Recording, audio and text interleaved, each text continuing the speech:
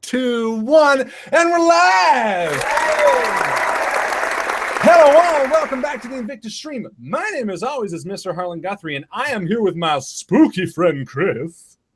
Ooh. My scary friend Justin. Ooh. My monstrous friend Michael. And we are here with Dragon Age Dragon Age 2 Part 3. It's like trying to name a Star Wars episode. You're not sure. I know. You never really know. Ladies and gentlemen, thank you. Oh, there it is. There it is.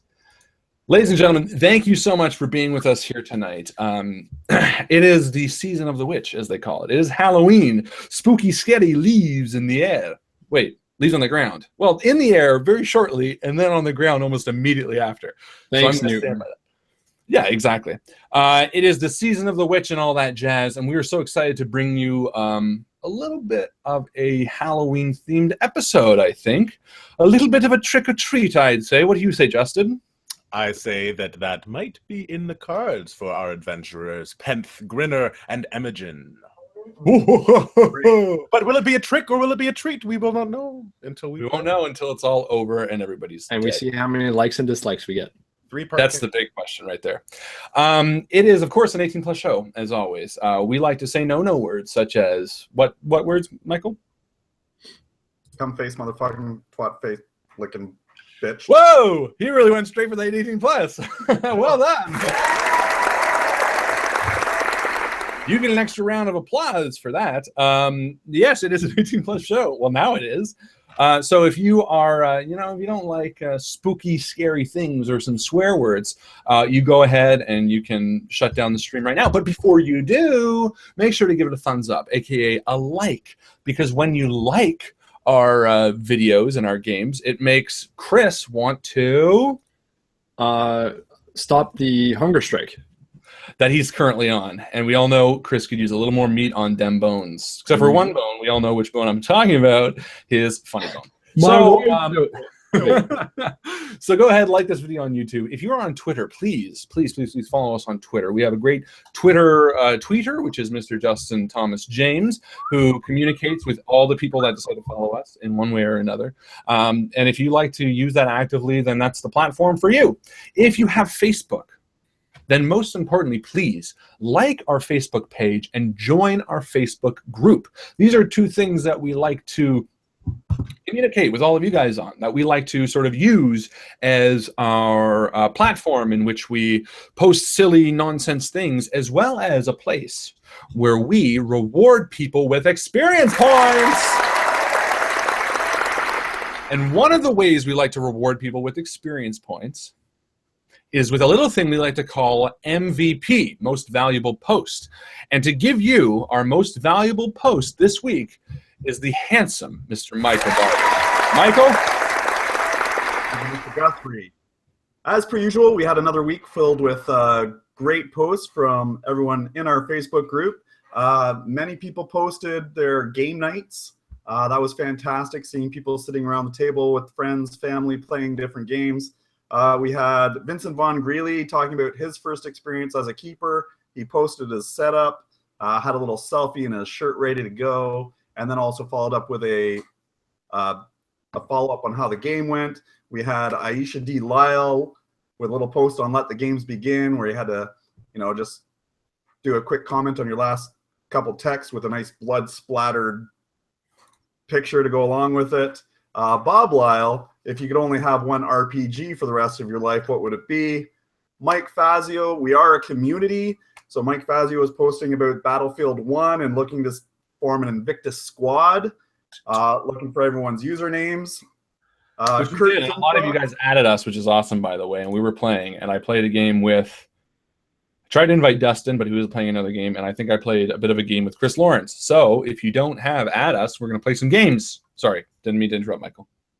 No, it's all good. Kurt Simcox had a few good posts. Again, a nice little thing for us on a special blog that we had saying, hey, check out the Invictus stream, so we appreciate that. And Aisha D. Lyle also had another post about a humble book bundle that you could specifically geared towards cosplay, if you're into that, which I actually then sent to my daughter a link to that as well. Wait, you're not into but cosplay, tonight's- Michael? He What? says while wearing a full elf costume. That's too nerdy for us. Cosplay is not for me. Yeah, I would never cosplay. That's but this week's MVP is going to go to Vincent Von Greeley. Congratulations on your first time being a keeper. Thanks for keeping us involved and letting us know how it went. And again, get into role playing. Have fun with it. That's the way to do it, and that's what we do every week here on the Invictus stream. We have fun, and we're not going to have any more fun than we are going to have tonight. Yeah, we'll go with that. So without further ado, I am going to throw it to the handsome, attractive Mr. Justin Thomas James to give us a quick summary of last week's game. Why? Because we want to know what happened. Justin, please take it away. By last week's game, we are, of course, talking about Dragon Age Part 2. So last time on Dragon Age, it's been a couple weeks, but I think that I remember, Penth, Grinner, and Imogen were tasked with trying to find out where Imogen was when he saw that. Oh, shit. That is the quickest cliffhanger ending we've ever had. Uh-oh. We just lose him? And we're professional. Yeah, guys, we're the most professional. Where did he leave off? I don't know. Does anyone, where was he? Well, I don't remember where he left off. I was doing something else. Okay, last time, which was like 4 weeks ago. I know the last time you said, yeah, Penth, Imogen, and Grinner. I think he said those three names. Yeah, Penth, so we went to find Imogen's home forest and where he was taken from, based on a dream, it being in the dream world. Oh, that's right. So we set off. I remember Penth eating seagulls. I remember the map room. Oh, making a fire on the deck. My favorite line from that actually was when Penth was trying to pick up women in the bar. Well, too, he's like, "I've drank enough, and you're not better looking yet," or something. That's how it ended, because I had that really fancy guy who helped me. Oh, that's weird. Okay, I'm sure we'll get into this because, as you know, sometimes we have those technical. Damn it! Sorry, where was he? Okay, so this is the most professional stream. like the bar again, and he's trying to pick up the women. It's not working. He's like, "What? I took my shirt off." Why is it oh, that's right. I do remember that. That was funny. And then he said something along the lines of, "Normally the women punch me in the face and then have their way." That's right. It did leave off on a cliffhanger because Imogen meant the other apostate that was contacting him through his head, through mental dream world, and asked if I wanted to, instead of try to fight off the demon, see if I wanted to sort of embrace the demon and try to control the demon in a way to get back at the circle. And I believe my decision that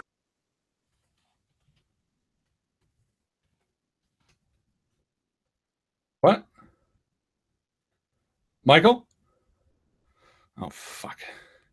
Hello, all. Welcome to the Harlan stream, where my friends are...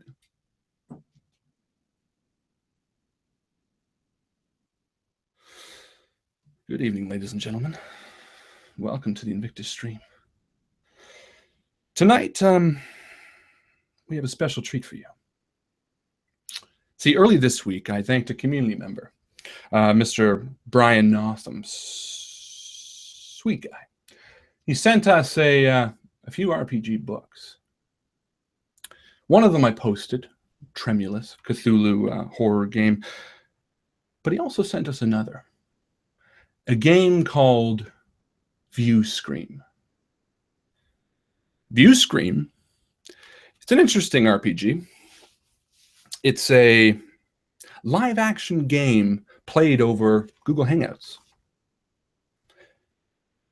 4 officers find themselves aboard a damaged starship in great peril.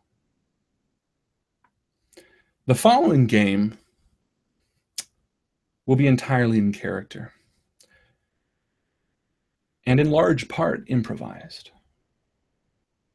There's not going to be any mid-game post. There isn't going to be any community interaction tonight. Tonight is just about the horror that View Scream can bring. So without further ado, please sit back, relax, get comfortable, and get afraid as we launch into a little game called View Scream. Happy Halloween.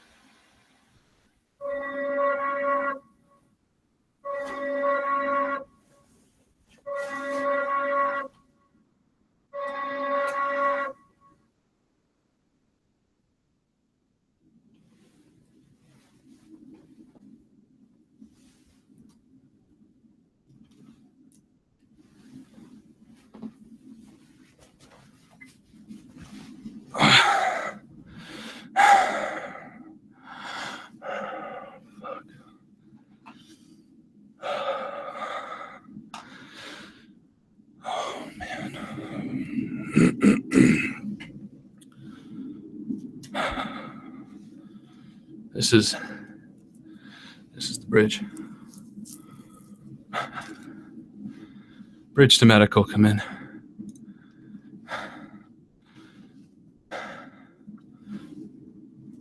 Bridge to medical, come in.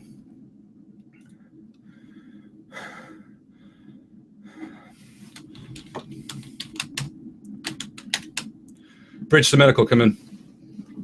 This is bridge to medical.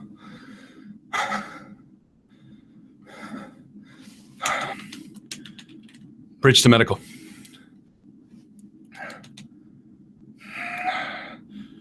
Bridge to surgical. Surgical, come in. Fuck. Bridge to cryo. Bridge to cryo. Are you there? Warning. Engine core unstable. Pod doors closing. Security on. Evacuation sequence active. Security exceeded.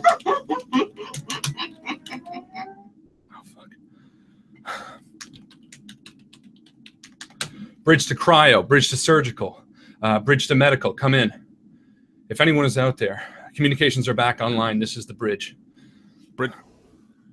Can you hear me, Bridge? Medical. Is that you? Yeah, this is medical. Okay. Hold on, comms are coming back online now. Let me just see what I can do. Yeah. Is there anything I can do on my end? Yeah. There should be a junction box. Okay. On the wall. There's going to be a blue line. See if you can disconnect the blue line, and I'll manually reset it from here. Let me know when that's done. Connect. Right next to the next to the power circuits. Yeah. Okay. 1 second. How is? There. That's it. I can see you. You can see me? Yeah.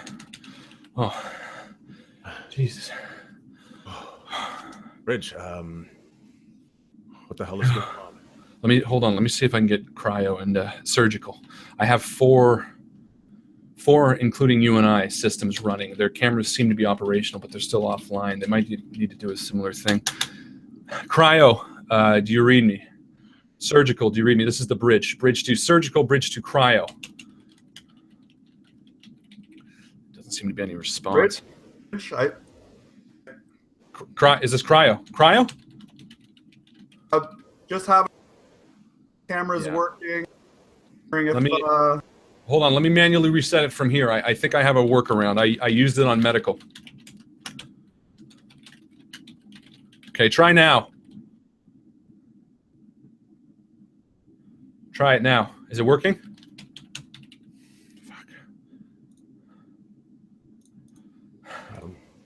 I can't seem to get Cryo's camera working.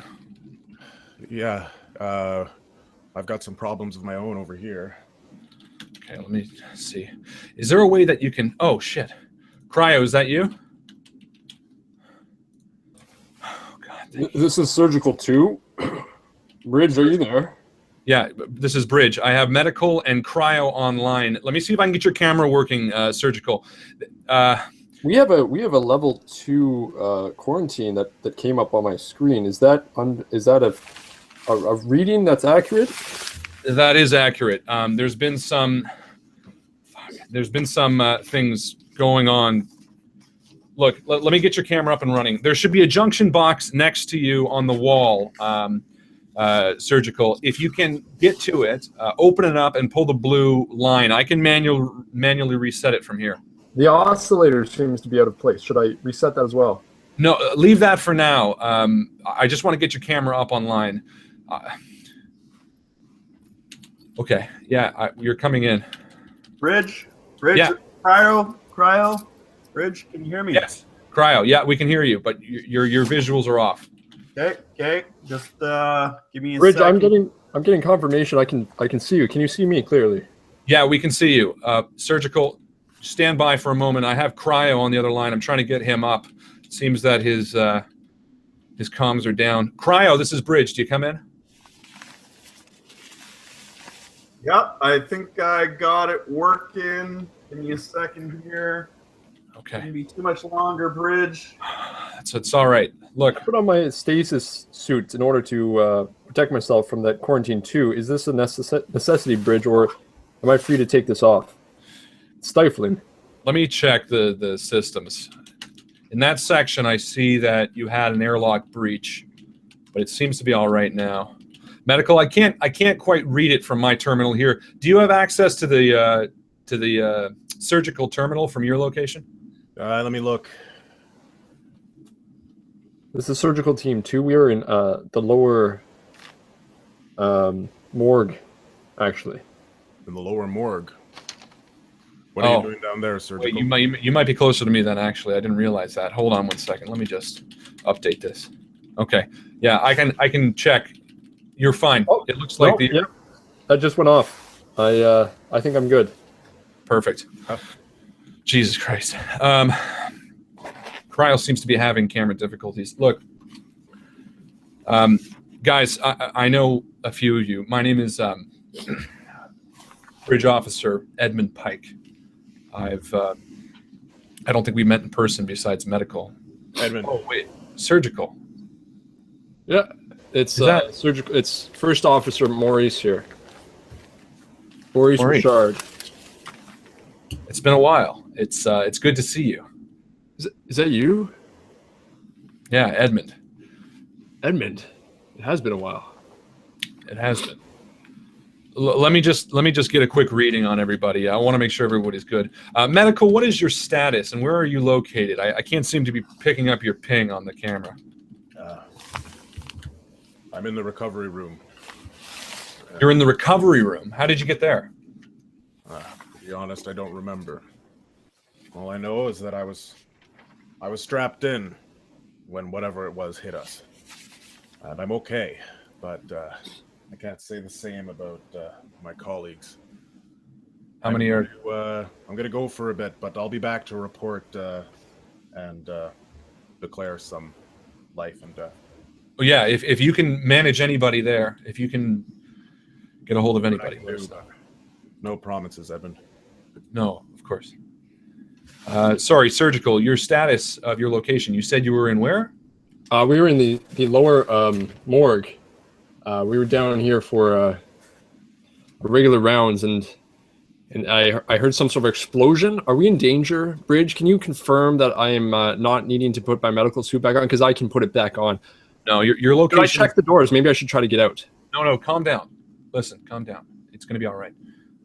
I need to check a few subsystems to make sure that everything is functioning fine, but there's no reason for me to think that the morgue is in any danger at this point. Are there any casualties around you?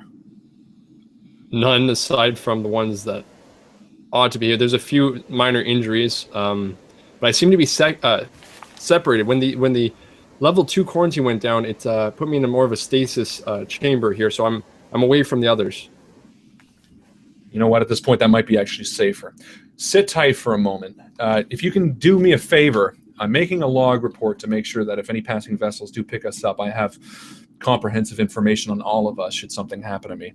But before I kind of go into details, I want to make sure all of you guys are correct. Can you do me a favor and just check your area and make sure that there's nothing, there's no other issues going on around you? I will do a overhaul. Just give me a second. I'm going to put my stasis suit back on while I do that, just to be safe. That might be a good call. Cryo, I'm receiving your audio and video right now. Is everything all right where you are?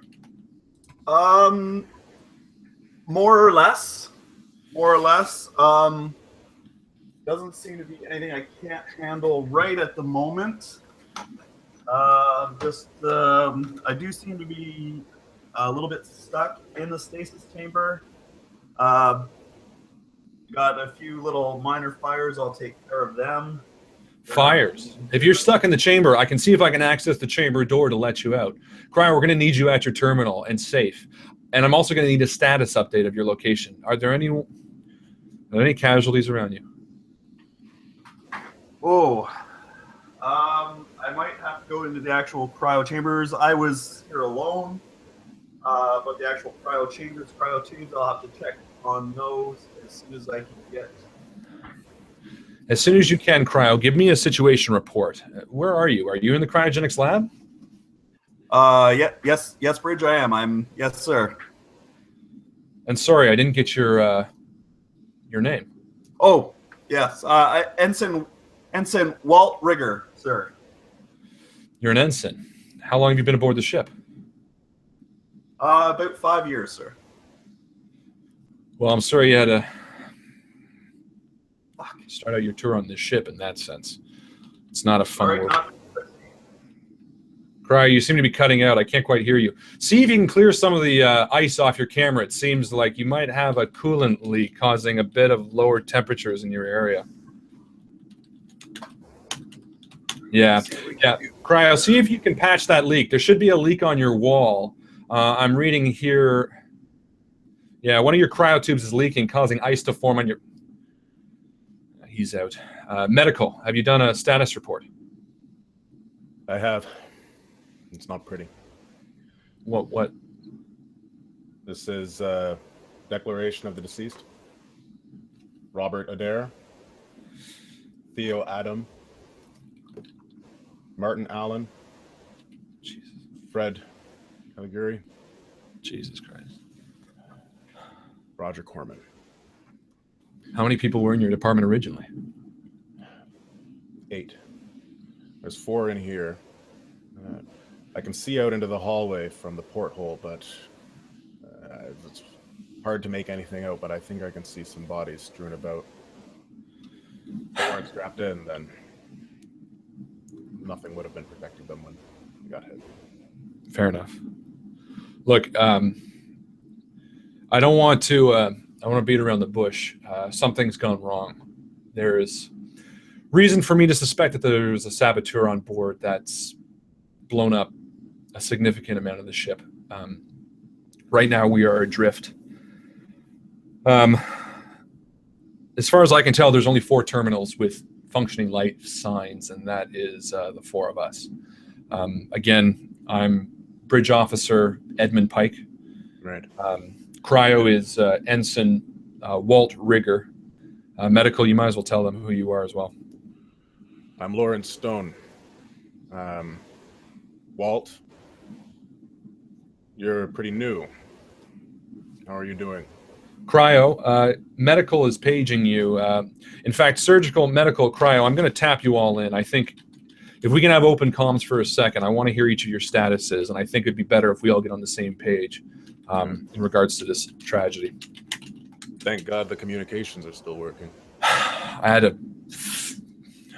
had to play around with them a lot. This is First Officer Maurice Richard again here. Am I to understand that we have some ensigns working with you, medical officer? The ensign is located in the cryo chamber. I'm pulling up his file right now. Sorry, Walt. So we have on a mission like this? Sorry, not to be just curious. We have an ensign working here. I mean, I've been in the force for nearly going on 12 years, and I know you have been, and this is a pretty significant mission, and we have an ensign working. None of my business. Sorry, I shouldn't have said anything.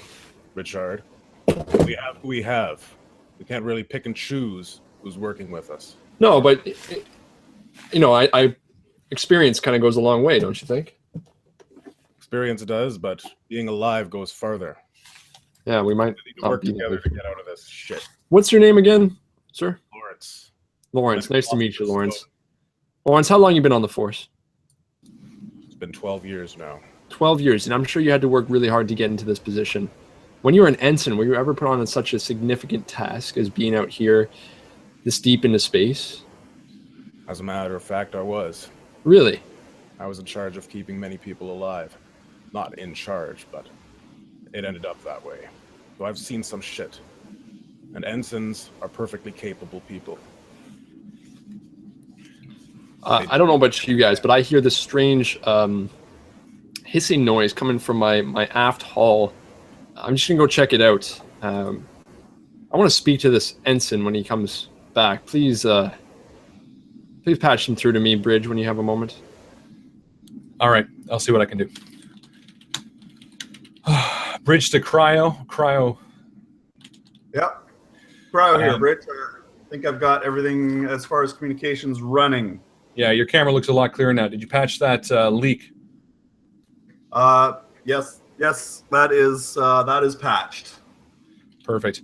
Cryo Surgical is on an errand right now, patching one of his hull leaks, I believe, minor as it was. He has a few questions for you when you come back. I'm going to patch him into you afterwards. But look. Well, this should be fun. Well, I don't know much about you, but you got to understand that that Surgical's a bit jumpy right now. I think we all are. And the status of the ship is I'm still running diagnostics. Warning. Engine core unstable. Pod doors closing. Security 1. Evacuation sequence active. Security proceeding. All right, listen. I've been writing up a report about what exactly is going out, and I'm shooting this out. I want you all to be here. Surgical, medical, cryo, I'm patching you into my comm link. I'm going to be sending out a distress signal. This is priority 1 distress signal from the medical vessel Acephalus.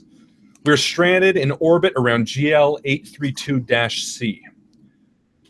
Someone aboard this vessel is a saboteur and has used explosives to destroy much of the vessel.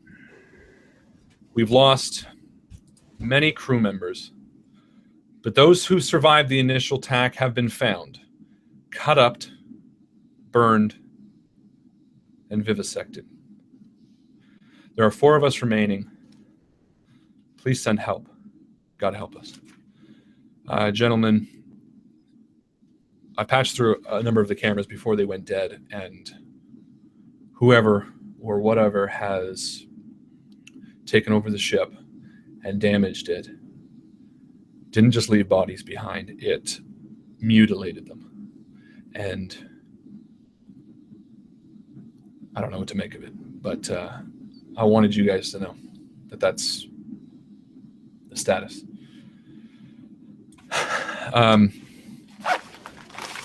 Surgical, I'm going to patch you into cryo. I need to take a breath of air.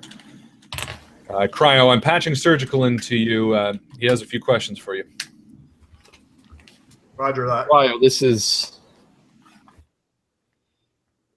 Maurice Richard here. I was told you are a recruit, a ensign, as it were. That is correct. Well, I don't know about you, but to me, doesn't it seem a little bit like trial by fire? How did you manage to get on a ship like this?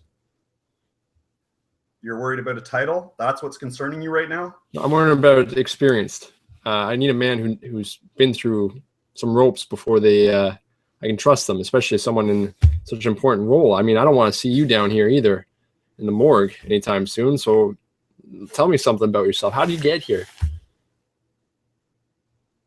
With all the shit that's going down, my title, Vincent. Okay, well, sir, let me tell you, I actually have About 15 years of service in the military. I was just never on board a spacecraft before. I was going through to become an engineer. It turns out that I had a slight talent for cryogenics. But if you're worried about experience, or that I have. I am a little bit older than the average ensign. I do have some life skills behind me. Not unlike yourself, sir. I've tapped into your files, and I see that. You're looking at my files a few times. So maybe what we need to do is work together rather than get caught up in titles. Ensign, I think you're gonna have a chance to prove yourself here. I hope you're not lying, because I've been around a few times, and I have been on a spacecraft, and when things go wrong in space, there's really no one there to help you out. Bridge, my communications are telling me there's been some further trauma in your section. Very slightly. I was walking down the hall just to check the door to the navigation center, and there was a pipe burst. It hit me in the head pretty badly, but I'm okay. Medical. Sorry. Hopefully, you guys have done enough time to give me a quick status rundown. Surgical. This is Bridge. I'm going to need just a quick, brief rundown of your situation. What does it look like around you? I know you're in the morgue, but in what capacity? The titanium hull is actually. It appeared to be breached just outside the stasis chamber that I'm on my aft side. There seems to be a hissing noise that I keep hearing.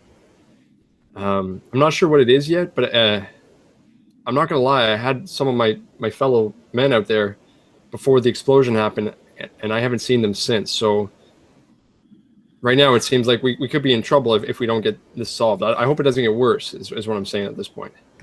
Well, I'll be honest. I'm not reading any life signs on the ship besides us four. So there's some good men working underneath me.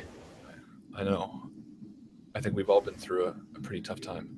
And I know, look, this is a secure channel. It's just us. How are you holding up? To tell you the truth, I'm exhausted, burnt out. I mean, I've been working, this is my third shift straight. I haven't been on leave for some time now. I'm getting a little bit cabin fever. I'm used to the open plains of the terraforming that we used to do in the day. I know. Look, I know things have been tough lately, but if you need to talk, I can secure a channel anytime. If anything happens down there, are you? I'm assuming you're alone in the morgue. I am. Tell you the truth, Bridge, I'm a little suspicious of that ensign fella. I mean, when was the last time you heard a man with that little experience come onto a spaceship like this? It took me 10 years before I even got my first flight training, let alone to be stationed somewhere like this. Is it possible? Do we know this man? Look, I'm in the same boat. Look, you know me. I'm just running the numbers up here. I'm just making sure everybody's safe. I'm bridging the communication, and I want to make sure everyone gets out of this alive. It doesn't look like the hull's going to last very long. 2 hours at most. And I got to tell you, there's someone on board that damaged the ship. Someone on board that's done this. And I got to say, yeah, I've never met an ensign that got that high in rank in such a little time. Bridge, I hear this hissing slightly getting louder. I'm just going to check on the modular shifter. Okay. Hey, be safe, all right? You too. And keep an eye on that ensign. Yeah, I think we both will.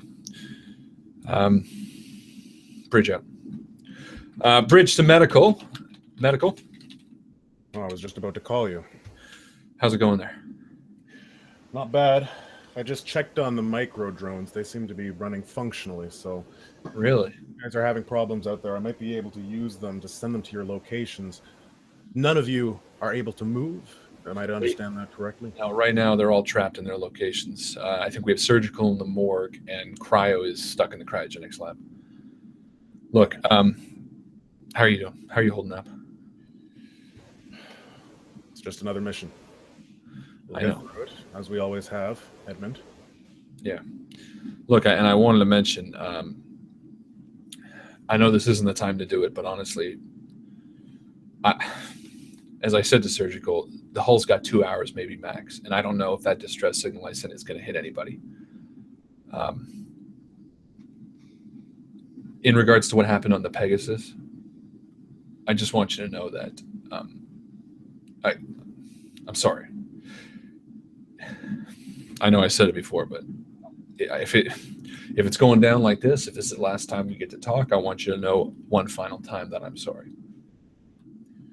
Edmund, you did what you had to do.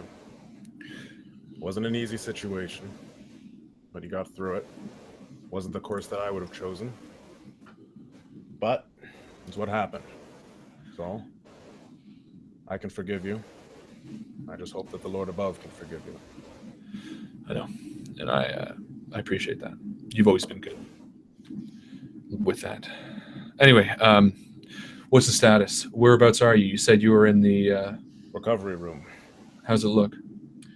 Well, I've cleaned up a little bit. It's better than it was. Hasn't started to smell yet. Seems that the oxygen is at prime levels. You would have that on your indicators, correct? Yeah, no, I'm watching the levels of everybody. They're pretty good. Surgical's dipping a little bit, but it seems to be because of a leak that he had, and he seemed to be on top of it, so I'm not too worried. The only thing is, there seem to be some issues with the power circuits. When I was turning on the feed, that suggestion you gave me at the beginning to reroute the wires, something about the electrical system. Just give me a minute. I'm going to check the breaker out again. Yeah, you know what? I'm going to check in with Cryo, but I want you to do a full diagnostic run, and I'm going to get back to you. I want to know if there's anything preventing you to reaching your escape pod. If they don't get our distress signal, and if the hull does take. You hear something? Yeah, it's just creaking. But if it does, I want to make sure that we get you out. Well, Bridge, this is Surgical. Yeah. Can you patch me in quickly to medical? I seem to have an issue here. Sure. Give me 1 second. Surgical, Bridge, paging medical. Medical, this is the Bridge.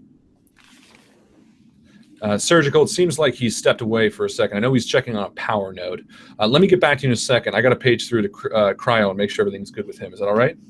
Yes. Let me know as soon. It's not a problem now, but it could turn into an issue. I need to get back to it, in fact. Yeah, I'll get back to you right away. But I do want a full diagnostic. If there's anything preventing you from reaching your escape pod, when I touch base with you again, I wouldn't mind a rundown. I haven't even checked. I'll go take a look right now. Okay. This is Bridge. Bridge to Cryo. Come in, Cryo. Cryo here. Cryo, Ensign. Bridge, a little busy at the moment. Well, I just need a moment of your time. What's your status? How does the location look? You mentioned you're in the Cryo labs. Are they holding up all right? Well, to be honest, sir, it is getting to be a little bit beyond my control. I may need a little help soon, seeing what I can do about it. Seems to be a problem with the thermal regulators, which could be a little bit of a problem for our frozen little friends here. Cryo, you seem like you got a good head on your shoulders right now. You don't seem too panicked. You all right? Well, you know what? Sometimes shit goes down and you can't spend your time worrying about it. You just got to deal with it. Yeah. That's the difference between, say, some fucking burnout medical surgery dude and someone that's got actual live experience. Ensign, I understand that we're in a situation right now, but I'm going to need you to respect the chain of command, especially if we get out of this situation. You know what? If we get out of the situation, I will respect the chain of command, sir. Until then, I'm going to make sure that I do my best to make sure we all get out of here alive. How does that sound, sir? Sounds good to me, Cryo. Look, I'm going to need a full diagnostic rundown. No bullshit. I need the absolute most important emergencies that you're dealing with. And when I touch base with you again, I'm going to need a rundown of those, all right? I will do that, sir. Bridge out. Bridge to Surgical. Surgical, are you there? Surgical's here. Yeah, I just Bridge, have you been able to tap me into medical anytime?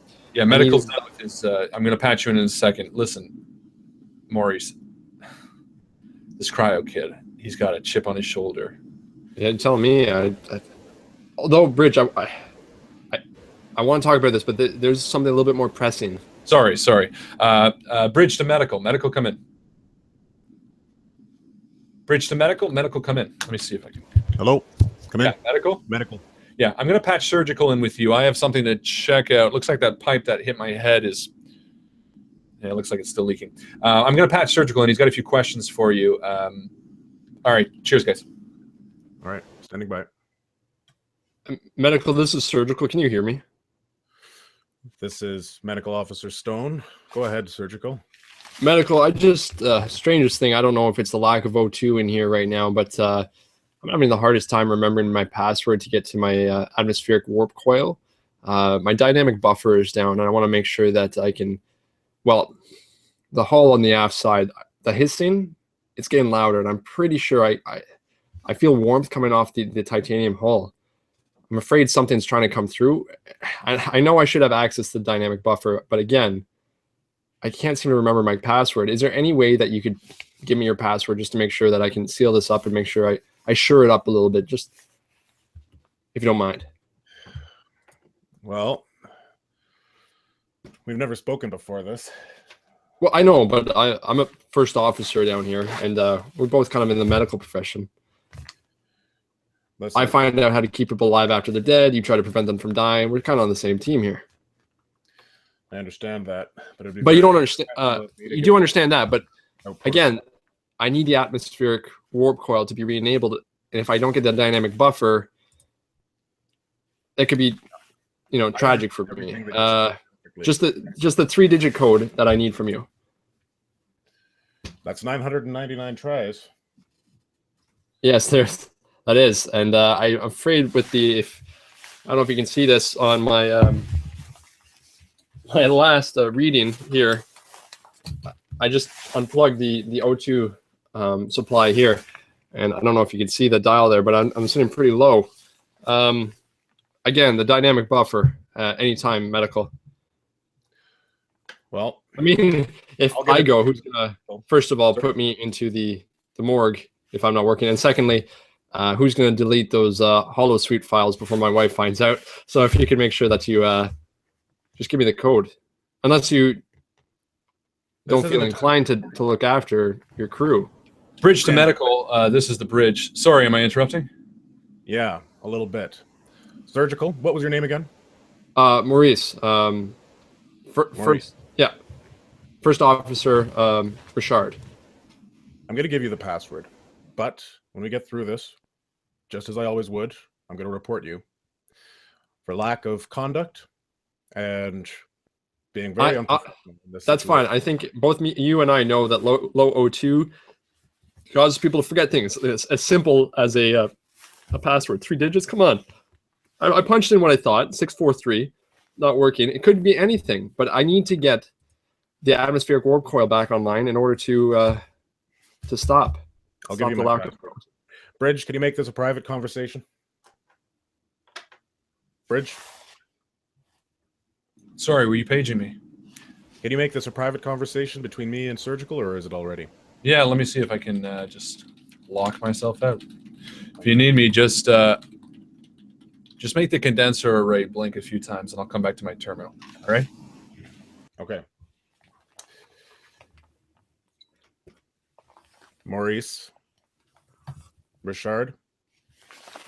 Officer Richard, do you copy? I copy, medical. Anytime now. I'll give you the password, but I need you to do one thing. Lay off of the ensign. He's a promising young man, and I've seen him in action. It's one of the few things I remember ever since from before the shit happened. So, Lawrence, right? Capable. I know we can trust him. Yes, my name is Lawrence. You are the highest ranking officer next to the bridge right now. And whatever you say goes, sir. But don't you think it's a little suspicious? The one man that we have never seen on a spaceship, and this is the first time in my career something like this has happened. What am I? It could be the O2 levels. If I could just, I'm sure I'll think clearer. But yes, I'll lay off them for now. But if you hear anything, I got an open ear. 871. Medical out. 7-1. Well, that did it. Let's see if Hello, Bridge. Do you read? Bridge, you wanted to speak with medical. Are you there? Come in, Bridge. I saw the condenser array blink. You need me? Yes. You wanted to speak with me, correct? Yeah, I need a status report. And this is the big stuff, Lawrence. I need the stuff that's going to prevent you from getting off this thing. I just took a look at the diagnostic terminal that I was looking at before. What did you see? It doesn't look good. Look, I'll be honest, and I'm going to patch the other guys through. I want to give them a one-on-one, but I know I can be straight with you. We were on the Pegasus together. You know what happened. I don't think, with the amount of stuff going on this ship right now, I don't know if it's going to be a clear-cut sign of just disembarking. I think we're going to need to make it to the escape pods. And it looks like, based on the diagnostics, that all of our paths are blocked in one way or another. So I'm going to need your top priority status. I'm going to need the thing that's stopping you right now. This is a private channel? Yeah, this is secured. I checked out the power circuits. They're, I'm no electrician, but there seems to be a buildup of power at my location. I could divert the power and send it through, and it might make its way through to one of the other officers. But I'm afraid to do it right now. Why is that? Edmund, you and I go a long ways back. You know that I am of a sound mind. Yeah.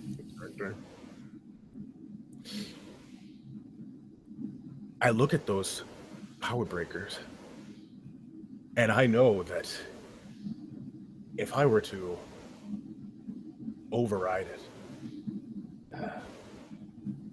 overload my own circuit instead of diverting it, surging it all to myself, I could end it. I could just end this right now for me. Hold on, and what? I have this urge. It would make a big fire in the recovery room. And the rest of the ship would be fine. You guys would be okay. But I would be done. I wouldn't have to deal with this anymore.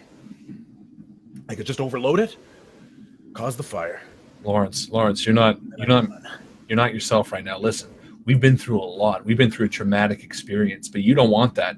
Listen, you don't want that. Damn it, I know I don't want it. I do want it. I don't understand it. I don't get it, but I have never felt this urge before. Something that seems so right to me. Lawrence, you got to listen to me. Listen to me, Lawrence. We go way back, okay? Yeah. Whatever you're thinking about doing is wrong. Something in here is fucking with your head. This isn't you talking. This doesn't sound like you. Look, take a breath, okay? Look, don't do anything. Just sit on your hands, okay? The stress has gotten to you, man. Okay? I understand you're in a tough spot right now, but listen, we're all in a tough spot right now. And I need you strong. I need you secure here. I can't have you talking about shit like this.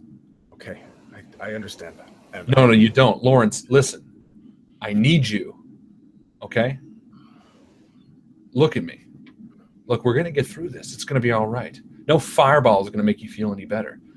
It's going to be the fucking end of you. And then what? You're going to be like one of the other story sods on this ship that got sucked out into space? You don't want that. You and I are going to get out of this together. We're going to start that nice little fucking farm or whatever you wanted to do. What was it? Cafe. Bridge, this is surgical. Can you read me? Bridge, I need you. Yeah, surgical. It's an emergency. I need you to put it straight. I need to go straight Lawrence, through to... sit tight. Lawrence, sit tight. I'm going to come back to you. This is Bridge to Surgical. I'm securing the line. It's just you and I. What's up? I need you to put me right through to cryo as soon as you can. I've had a breach. Put me through. I'm losing atmospheric pressure. Take a second. Take a breath. I got you. Cryo, this is Bridge. Bridge to Cryo. Cryo in. Cryo, I want your status report, but Surgical is paging me with an urgent request. I'm patching you through. You guys will be on a secure line, so sit tight. Surgical, I've patched you through. You're good. Cryo, I don't know what to do. I tried to help the atmospheric warp coil. As soon as I did, I was sprayed with some of the coolant fluid, and before I knew it, I looked in the hallway and there was some kind of a fungal contamination, and the heat that I was feeling, it's eaten right through the hull, and the hallway. There's a breach right to the open space. I need you to do something, Cryo. Okay, no, relax. Let the old inexperienced ensign give you a tip here. What I'm going to do is I'm going to try to teletransmit some of the healthy stem cells from some of the dead fetal clones, and that should take care of the spread. Can you repeat, how much time Cryo? do you think you have there? Repeat, Cryo. I missed that. Can you repeat yourself? All right. For the slow, let me try this again. I will teletransmit some healthy stem cells cut from dead fetal clones. I sent you those fetal clones not too long ago. Right. Well, what they're going to do is they should be able to work and stop the spread. Yeah, they'll act as almost like an antibacterial or an antifungal. That might work. Let me think on that before we make any decisions, because I also know that they'll consume some of my O2. I'll get back to you in a moment. I want to see what the situation is on the hull. Go ahead. I think it's crazy. Lack of O2. You go ahead, Surgical. Bridge to Cryo. Cryo, come in. Bridge, this is Cryo. Did Surgical tell you whatever he needed, his problem? He did, in fact, sir. And I think I have a solution. He wants to spend time thinking about it. That is fantastic. Look, we're all in a lot of stress right now. And so I understand you're not necessarily handling it the same way as everyone else, but you need to understand that people are going to handle this a little bit different. You seem awfully... You are aware of the situation, right? I am aware that we are the last 4 survivors on this ship, and we need to do what we can to get the hell out and get there safely. And the fact that Surgical wants to ponder, that really bodes well for us all. Listen, Cryo, I understand that you don't like the way other people are handling things, but if you want to be respected the way that you expect to be, then you have to reciprocate that same. You want Surgical to treat you with a little bit of respect, give him the same. And listen, this attitude that you're throwing my way, it's not flying either. Okay? I get it. Again, if we make it out of here, I can be transferred to another ship. That's a big old if. Now listen. When we get there. Cryo, I'm going to need a rundown of your emergency. It's getting a little hot in here right now. I apologize. Cryo, I'm going to mute you so you listen to me. Listen. This is important. I need a rundown of your emergencies. I need whatever's stopping you from getting to the escape pod. This hull is not going to last the 2 hours or so that it's going to take for our message to be received. So I'm going to need your top priority to see if the others can help. All right. I was wondering then, can I get... Well, let's put this out to everyone. I have a problem here. Hold on. Let me patch them in. Oh. Surgical here. Yeah, Surgical. I'm just patching in medical. Medical. Lawrence, do you hear me? I am here. Okay, medical, surgical. Cryo's got an emergency. You're on, Cryo. Go ahead.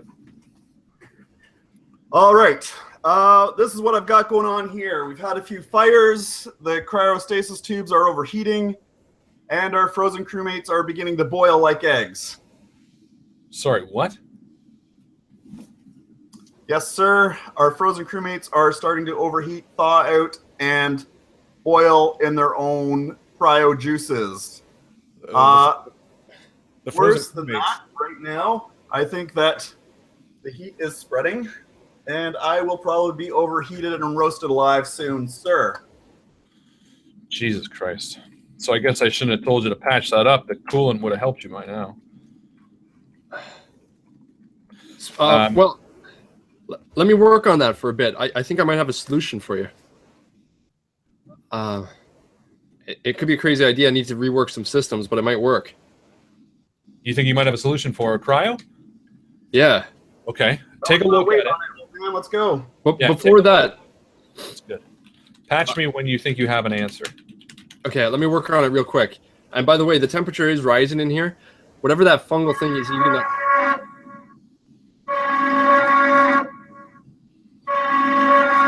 The alarm's sounding again. Hold on. It's nothing urgent. It just seems like there was a slight. No, it's nothing urgent. Sorry, continue, Surgical.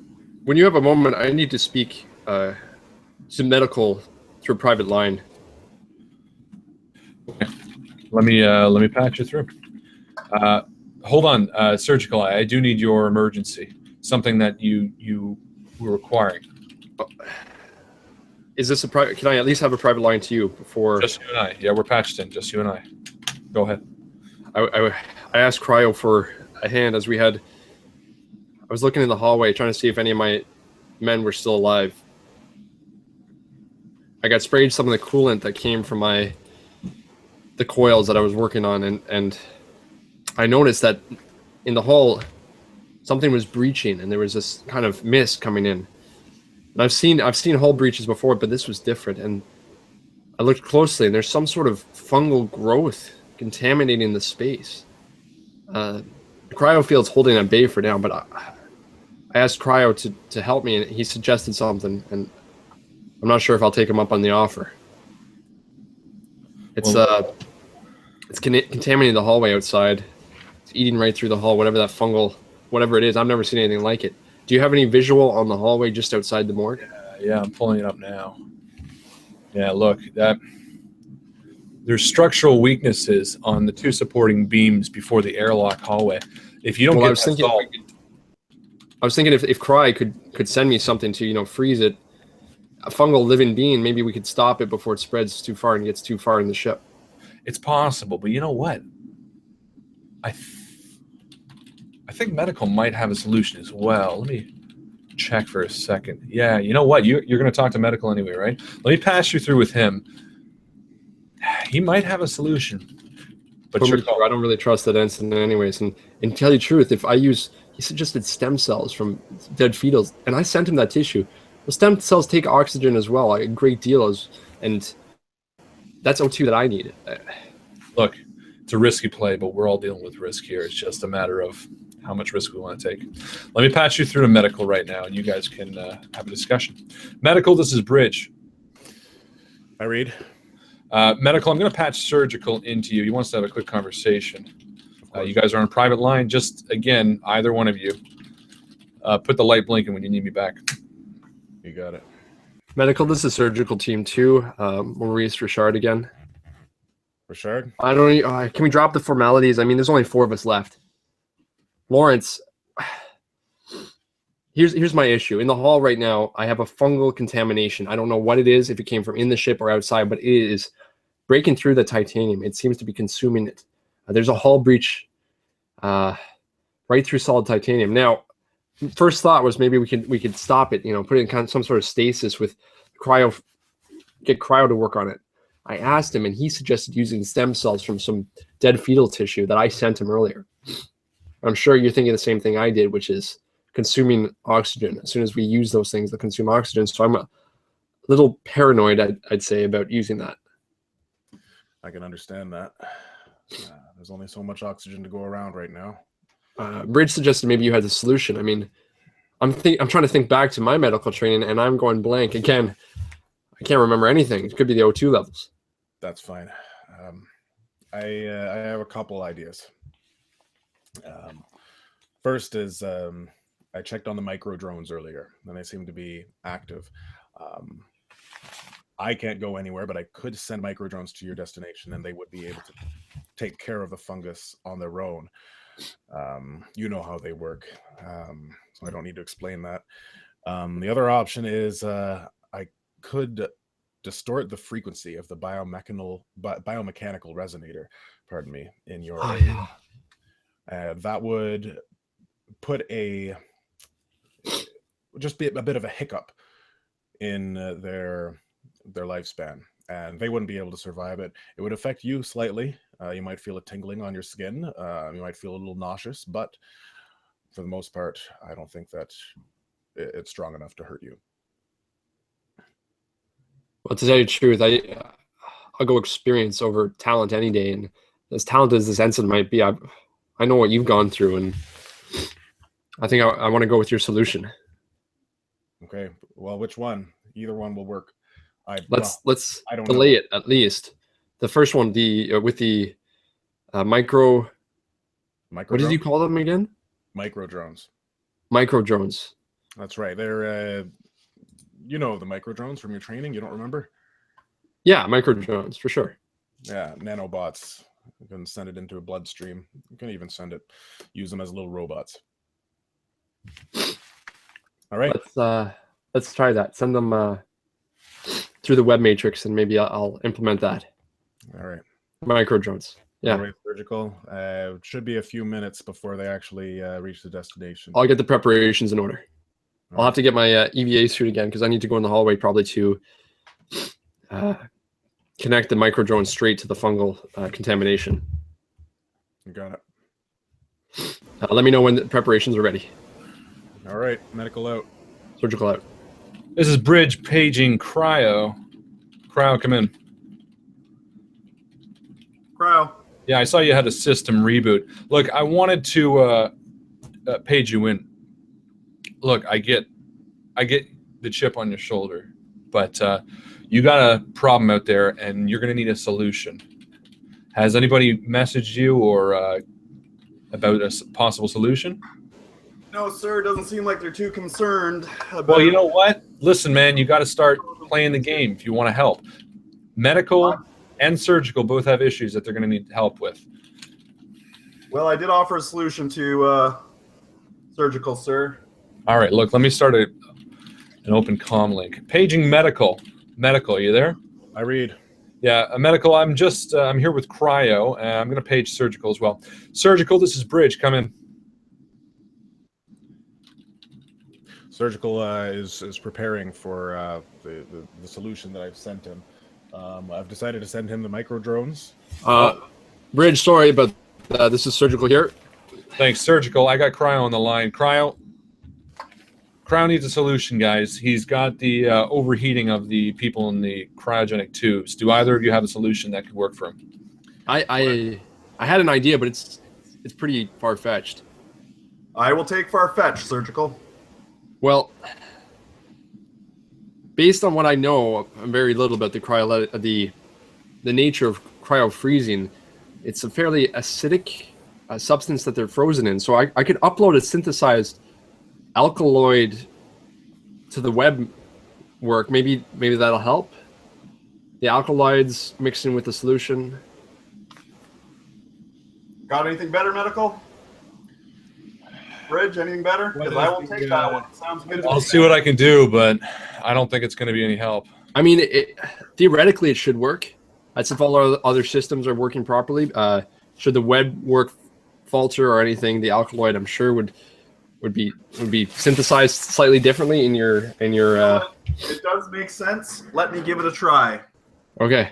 I'm gonna go for it. Again, it's gonna take me a second because I'm in the process. I mean, I have that bacterial fungus or whatever it is that's eating away at the hull, and I think that's more pressing. It is. I'm looking at the camera right now, surgical, and they're eating. Get the micro drones on that ASAP. Okay, I'm putting back my EVA suit on. I can see that you're transferring it to me, Michael, medical. I'll be out in the hall. Wish me luck, gentlemen. And again, if I don't make it, delete my files from the I can remotely delete your browsing history. Don't worry, surgical. Thank you. Medical, I'm paging you in, and I'm cutting out Cryo and surgical from this conversation. Look, how are you holding up? I need someone to fix the power circuits. Okay, I'm working on it. Look, because I can't do it. I can't go anywhere near that. I know. So, yeah. How are you feeling though? You feeling a bit more grounded? A little bit.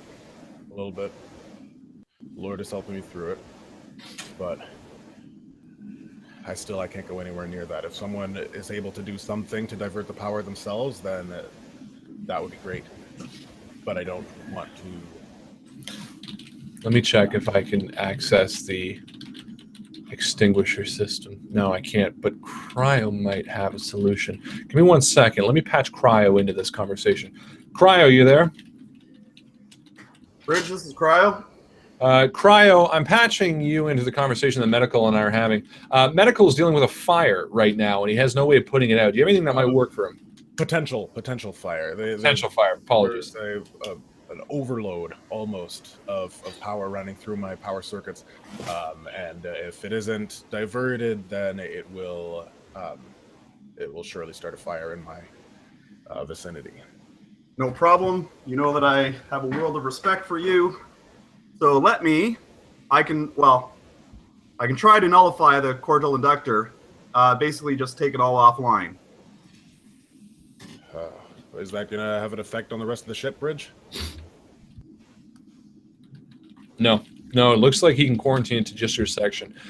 Damn, that sounds like a good solution to me. And I'll tell you what, I'm going to come right out and tell you guys right now, last Starship space station stop, I grabbed us, well, me at the time, some bootleg apples. I've been keeping one in a lower temperature cryo chamber. Apples for everyone. Might as well eat it if it's going to be the end. Hey, $1,000 an apple. If you smuggle it on board, it's got to be worth something better. Good bite at least. Medical, you're going to take Cryo Solution? Sounds like a good one to me. Yeah, if we can shut it down completely, that would be good. Okay, Cryo, work on it from your end and let me know. Medical, he's going to work on it. I'm patching Surgical in to this conversation. Surgical, you there? Surgical here.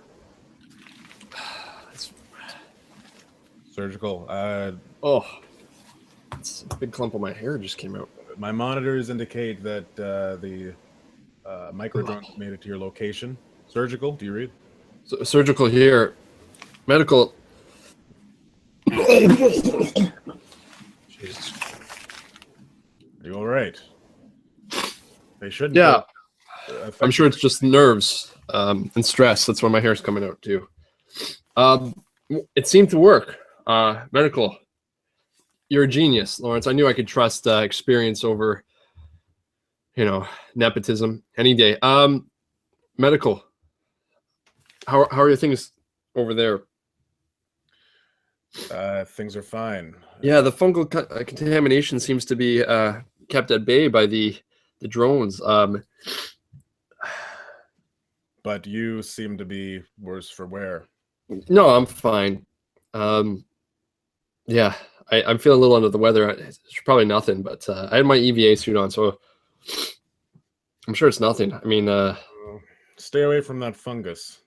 Yeah, I mean, I had my suit on, so I'd be completely in stasis, more or less. I mean, completely in quarantine from exposure. It's just weird. My hair keeps falling out, and well,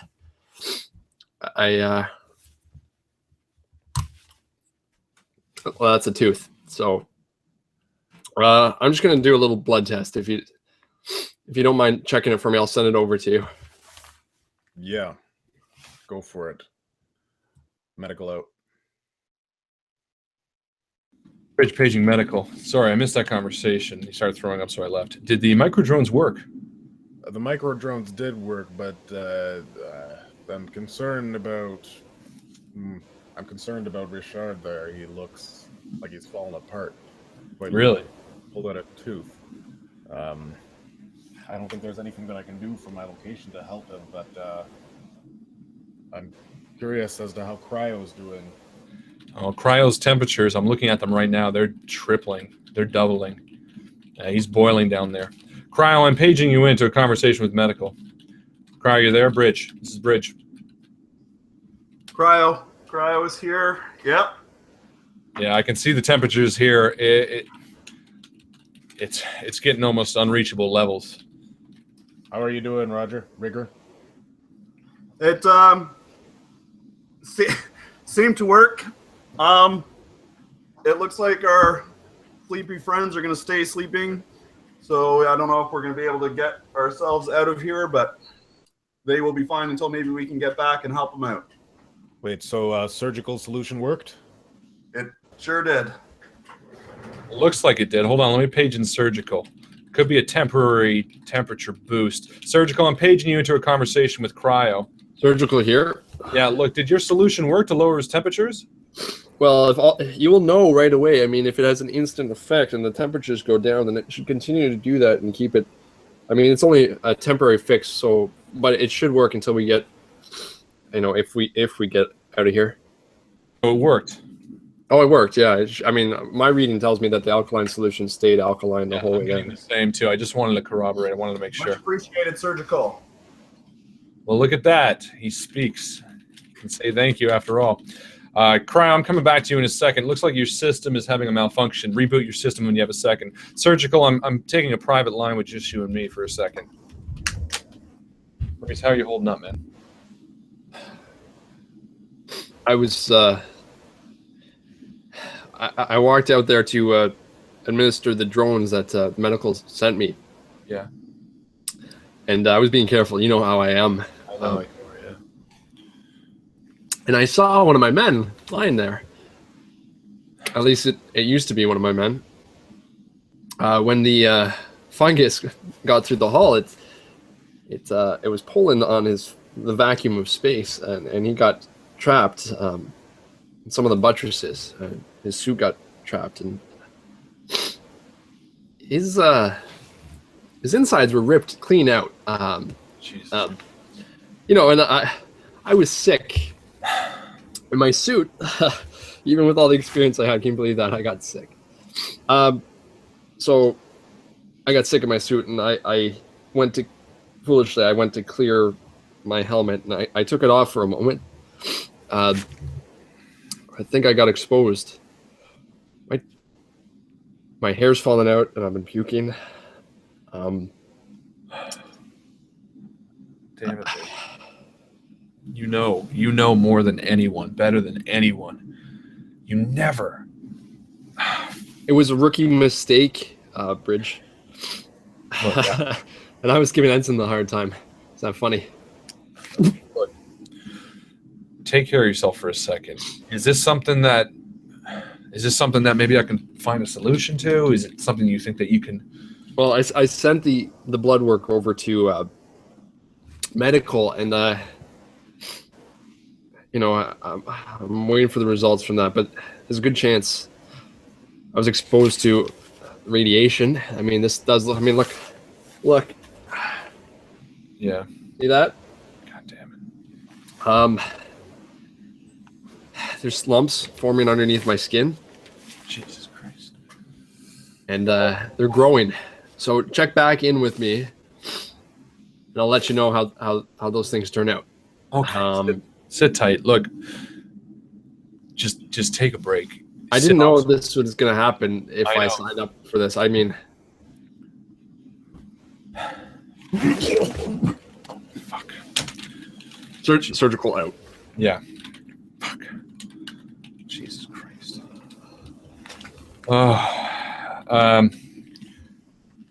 Bridge paging medical. Medical.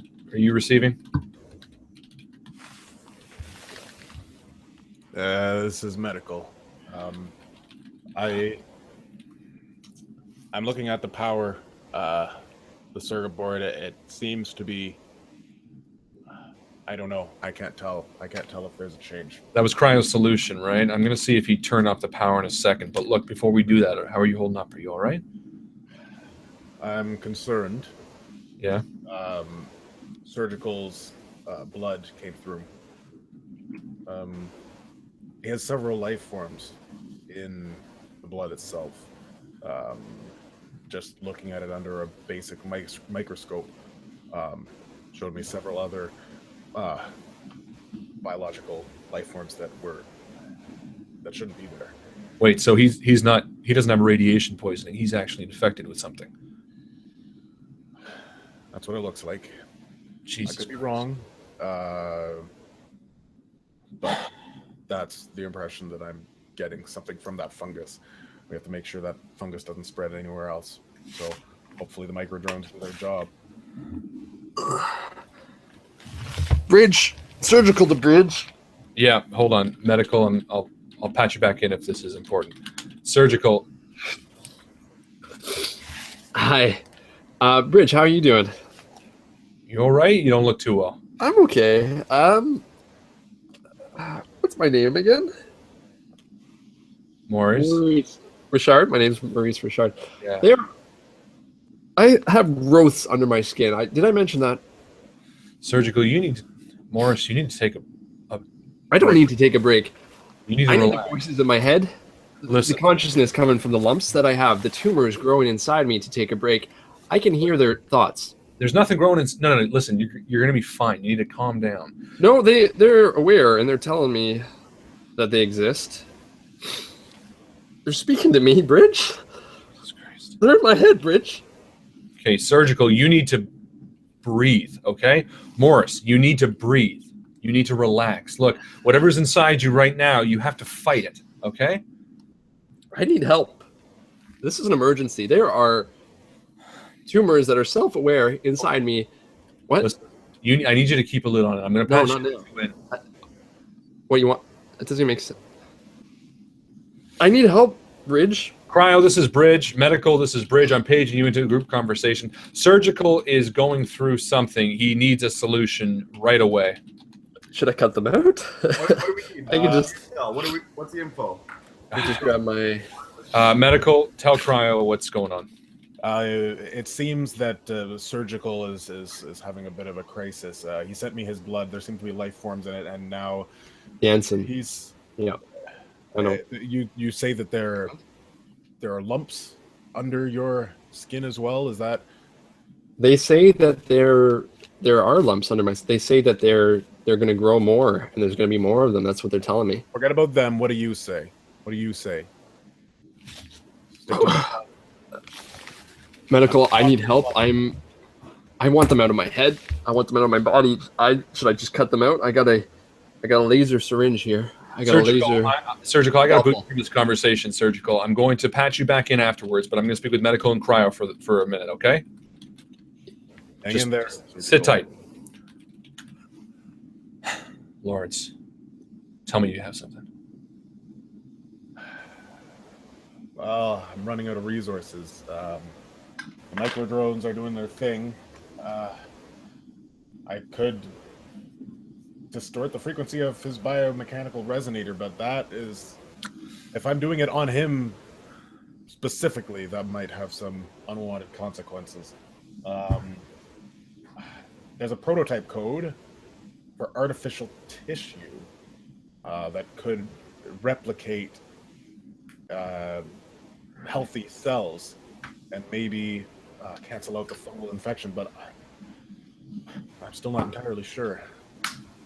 Cryo, what about you? You have anything? Absolute sheer genius, sir. Who? What I can You? do is I can reroute the organic generator's output through the comm lines. The comm lines? That's your... Absolutely. We can get...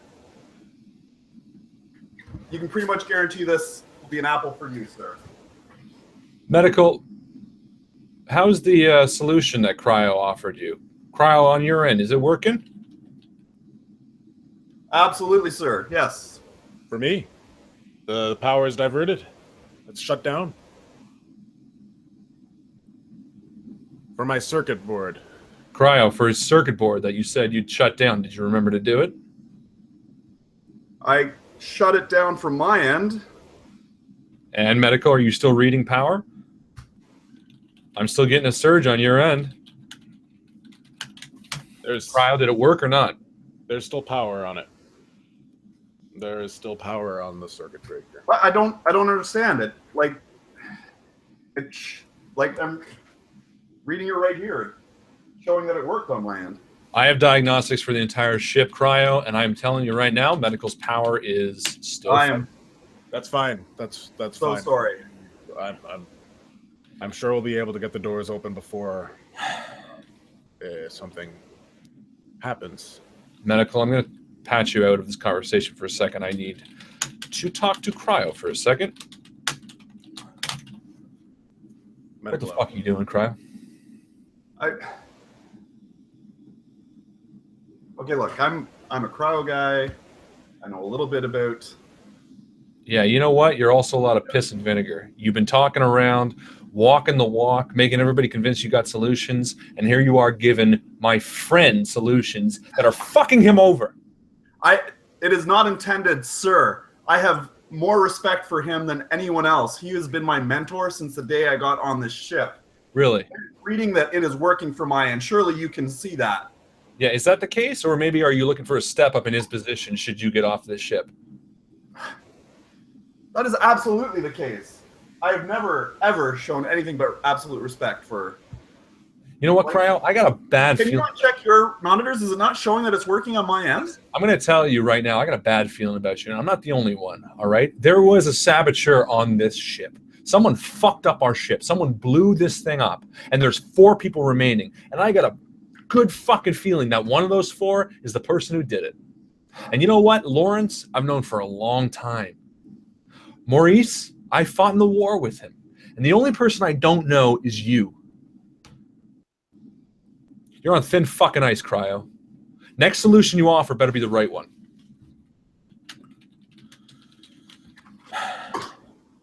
Well, have you checked in with Surgical? I'm paging him in right now, and the solution you're offering better fucking work. Surgical, this is the bridge. Watch it. Surgical, this is the bridge. Come in. We copy. Surgical, Maurice. I got Cryo has a solution for you that might work. It sounds risky, but Cryo, you make the pitch to him. Surgical, it's your call. I got to check on something. Cryo, don't fuck this up. Cryo. The ensign. Cryo. Okay, listen to me carefully, all of you. I need all of your focus right now. We're listening. This is what we're going to do. We're going to reroute the organic generator's output through the comm lines. Through the comm lines. Should we vote on it? Let's vote on it. There's more of us than there are of him, and I don't think he can do it. Let's vote on it. That sounds like a good plan for this emergency. Fuck yeah, let's do it. You ready? Let me patch my my sensors to my biofeed, and when you're ready, Cryo, let's hope this works. We're ready. Give me just a second here.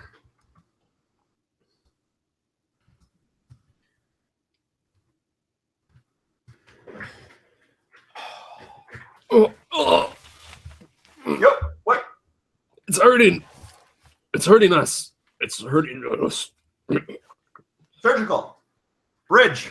Bridge, come in. Medical. This is Bridge. Cryo, what's up? I'm losing Surgical. Surgical. Can you check his stats? Can you see his... Surgical, are you there? Surgical here. Maurice here. Life sounds, they're weak. How are you doing? They're gone. What's gone? I don't know. Them. I still have the lumps and the tumors, but the voices are gone. I think it was successful. Cryo. Thank you. He's not there. Bridge. That ensign, he saved my life, I think. What do you... No, listen, this kid, he's... No, we were wrong. I was wrong. Why would he save me? It's not him. It's medical. What do you mean? No, I've known medical for a long time. It's Who else could it be? I promise you. I gotta find out about this guy. No, hold on. No. I mean, he was... Why was he defending an ensign? Nobody would defend an ensign as an officer level. No, listen. This kid... I promise you this kid is lying, okay? This kid is lying? He's an ensign. I mean, remember when we were ensign, we were all hot stuff too. No, listen. No. Warning. Engine core unstable. Pod doors closing. Security 1. Evacuation sequence active. Security 3. No, listen, this kid is fucking lying. I'm patching him in right now. Cryo, are you there? Cryo here. Cryo, tell me the truth. Tell me the truth right now. Cut the bullshit. What the fuck is going on? Cryo, I'm feeling much better. I think it's successful. Like Surgical, I'm cutting you out of this conversation. I think it's right now. Cryo, it's just Yes, you and me here. Tell me the truth.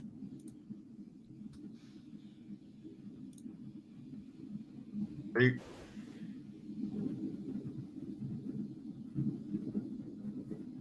Okay. You think you're ready for it?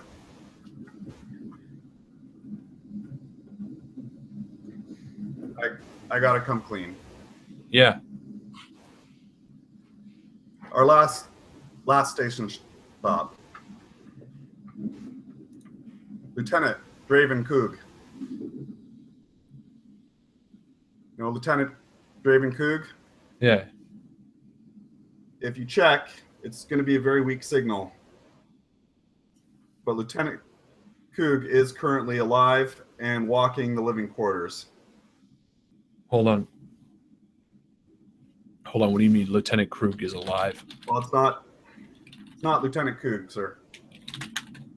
Our last station stop, Lieutenant Coog came aboard infected with some sort of symbiote that lets her control the minds of others. And she can make the crew act in ways that she wants, and she infects them. They'll do things against their will, things they normally wouldn't. And they'll commit heinous acts towards themselves and each other.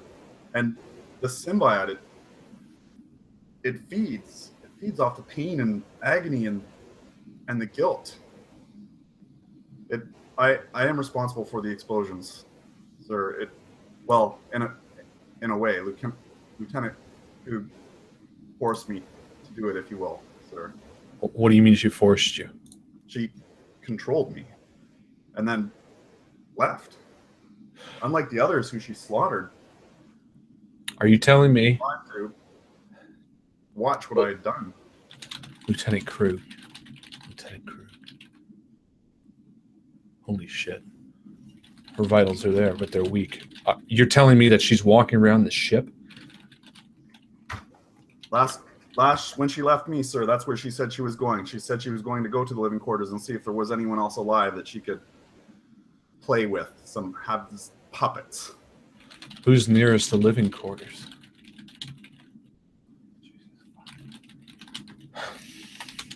I knew something was off. Oh my God.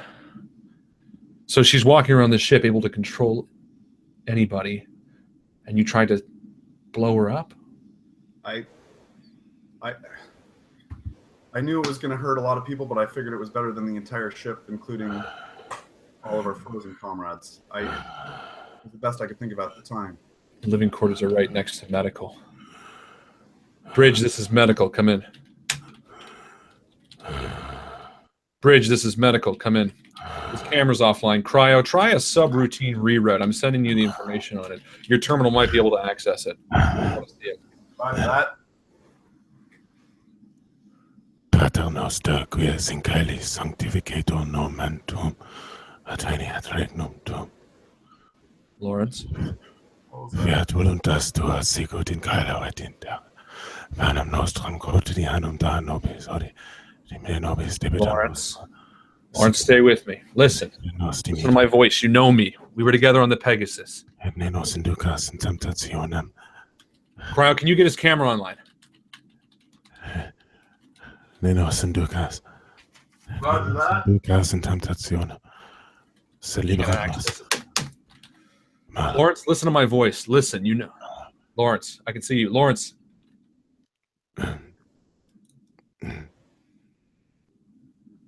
Lawrence, are you all right? Listen. Lawrence, can you hear me? Can you understand me?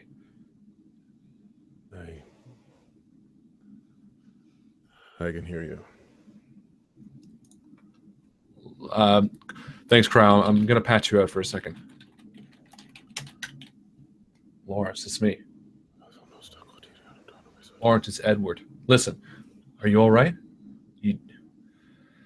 Something really...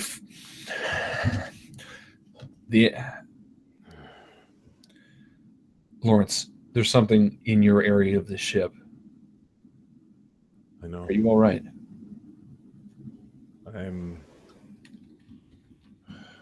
I'm not sure. I saw someone. There's someone Who? here. I don't know. I just... They don't... I must be hallucinating. Listen, Lawrence, you're not. Ensign has reason to believe that there's someone on this ship. Someone controlling people. Someone doing a lot more damage than a few bombs would. I need you to be safe. I need you to make sure you're okay. That doesn't make any sense. How can someone control the minds of other people? I'm a scientist, not a mystic. That doesn't make any sense to me. Doesn't have to make sense. Look, a lot of this doesn't make sense. There's all I know. I've got this image, this vision. Someone is in the halls. They're watching me right now. They're naked, but they're not wearing clothes, yes, but they don't have any skin.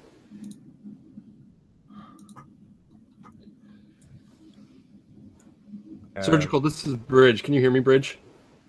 Yeah, 1 second, Surgical. Go on, Lawrence. Yeah.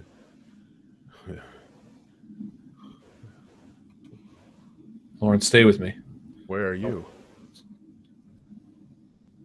Lawrence, just sit tight for a second. Surgical's paging me. Get out of here and where you are, Bridge. Lawrence, just sit tight for a second, all right? Open the doors, and then I can find my way to you. No, you know what? It's medical. Just sit tight. Surgical, I'm paging you and I in. Your camera's on the fritz a bit. I can't quite see you. What's up? It's, I mean, I was a little less than professional a moment ago. I'm feeling a lot better now. But I looked outside to where my Henson was, when I saw his body and everything. And I don't know why I looked, but it's gone. Oh, hold on. The body's gone? Yeah. That's could be the vacuum of space, but I'm pretty sure I sealed it once I had that solution with the micro drones. But no.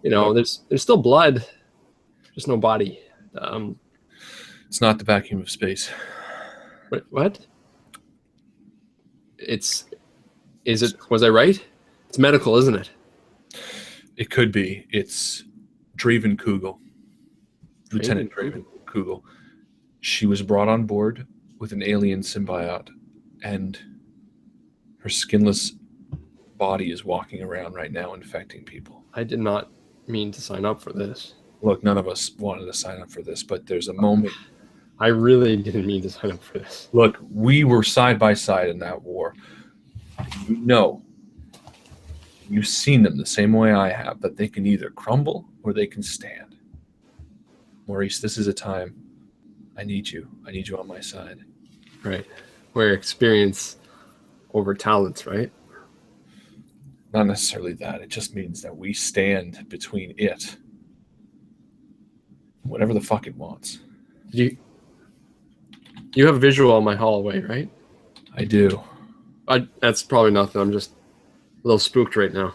Well, hold on for a second. What that? Oh, hold on. There's something. No, your hallway is clear, but I'm getting something from. There's something at my door. Do you have your Bridge? Bridge, if you're there, don't leave me. I'm not prepared for this. I'm not like you. Anybody out there? Cryo? This is Cryo. Calling Cryo. the Bridge. Surgical, medical. Anyone? It's just me, Still with Cryo. us. Something's happening. Medical's gone insane. Medical's is not who he says he is.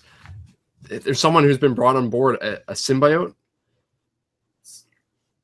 Do you know about this? Lieutenant Draven Kugel, sir. Yes. How do you know about this? Earlier, Lieutenant Kugel was the one.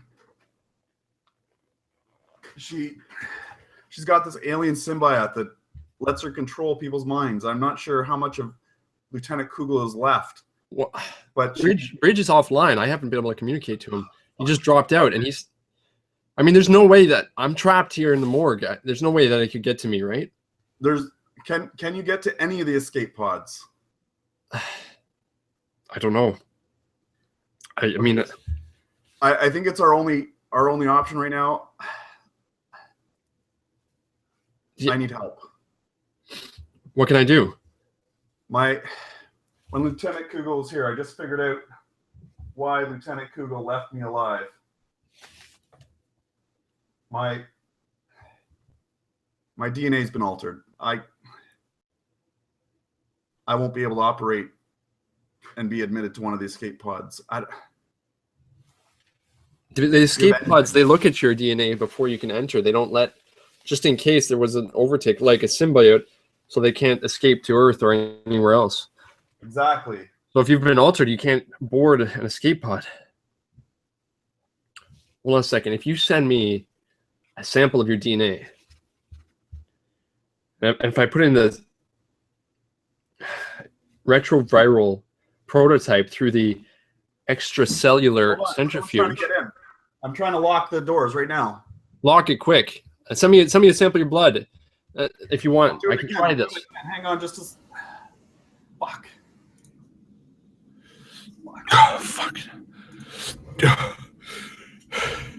Ensign Monroe. Whatever fucking is coming, it's coming. Whatever is done. It's surgical here. No. What? Bridge, it's surgical. Yeah, I know. I just kept. What happened to you? Fucking Ensign Monroe came to the door. I was just speaking to Ensign. No, Monroe, not Rigger. My ensign from the bridge command deck. I thought he was dead. Look, whatever Craven is, whatever this alien symbiote is, it doesn't matter whether you're alive or dead. It takes over your body. It controls you completely. Oh, fuck. Do you think that's what was taking? No, there was something else in me. Fuck.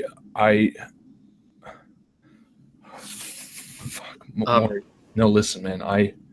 Can you get to the escape pod? I don't think I can get to it. I strangled her. I didn't have anything on me. She kept scratching at me. I had to strangle her. I've never felt that. I've never felt that in my hands. I don't want to feel that again. Look, Lawrence is my oldest friend. I have to help him in some way. I need your help. I know he's still there. I can see his life signs in the room. Bridge, did it get on you? No, it didn't. Some blood did, but nothing in me.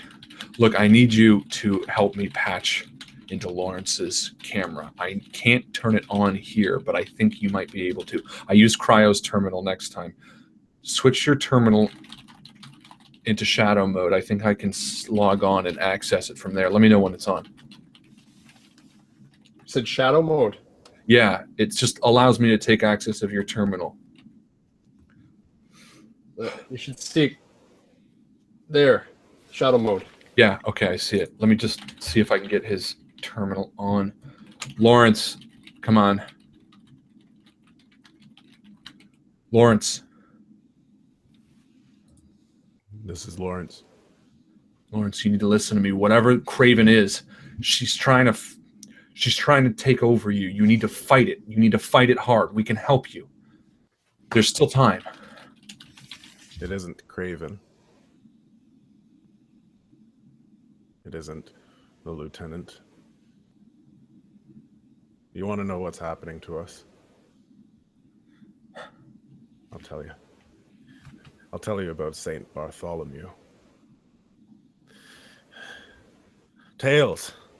He was one of the 12 apostles, and his martyrdom is commemorated on September 11th. Tales of his martyrdom vary. Some say he was beheaded or crucified. Others that he was cast into the sea. The best stories, of course, tell that he was flayed alive, which is why he is often depicted holding a knife and his own skin. His skull was kept in Frankfurt, his arm in Canterbury, and a large piece of his skin was kept in Rome.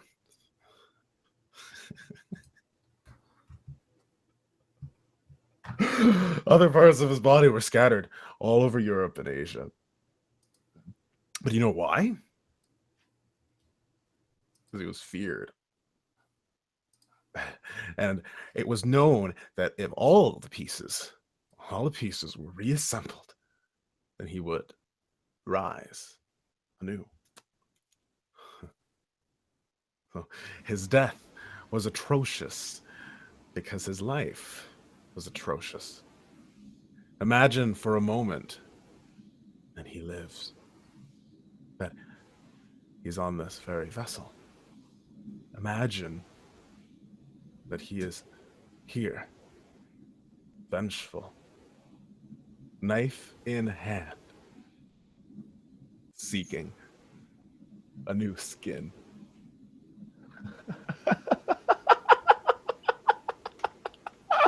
Jesus Christ. His vitals are still there, but they're wavering. Something's wrong with him. Look, guys, I need a solution for him. Do either of you have anything that can help him? I might. It's Cryo, do you have anything? I've got nothing for that. That's The only thing I got, again, it's a long shot, but if we isolate the biofiltration network and take everything else offline, really to boost the power of the biofiltration network, maybe we can separate the lieutenant from whatever it is. sounds like it'll work. Do we have any other options? Cryo, you don't have anything? Is that the only thing you think is surgical? There's that option. Or we could try what I was going to with Cryo earlier and use the extra cellular centrifuge. But then that means Cryo might not be able to get onto the escape pod. I can't do it anyway.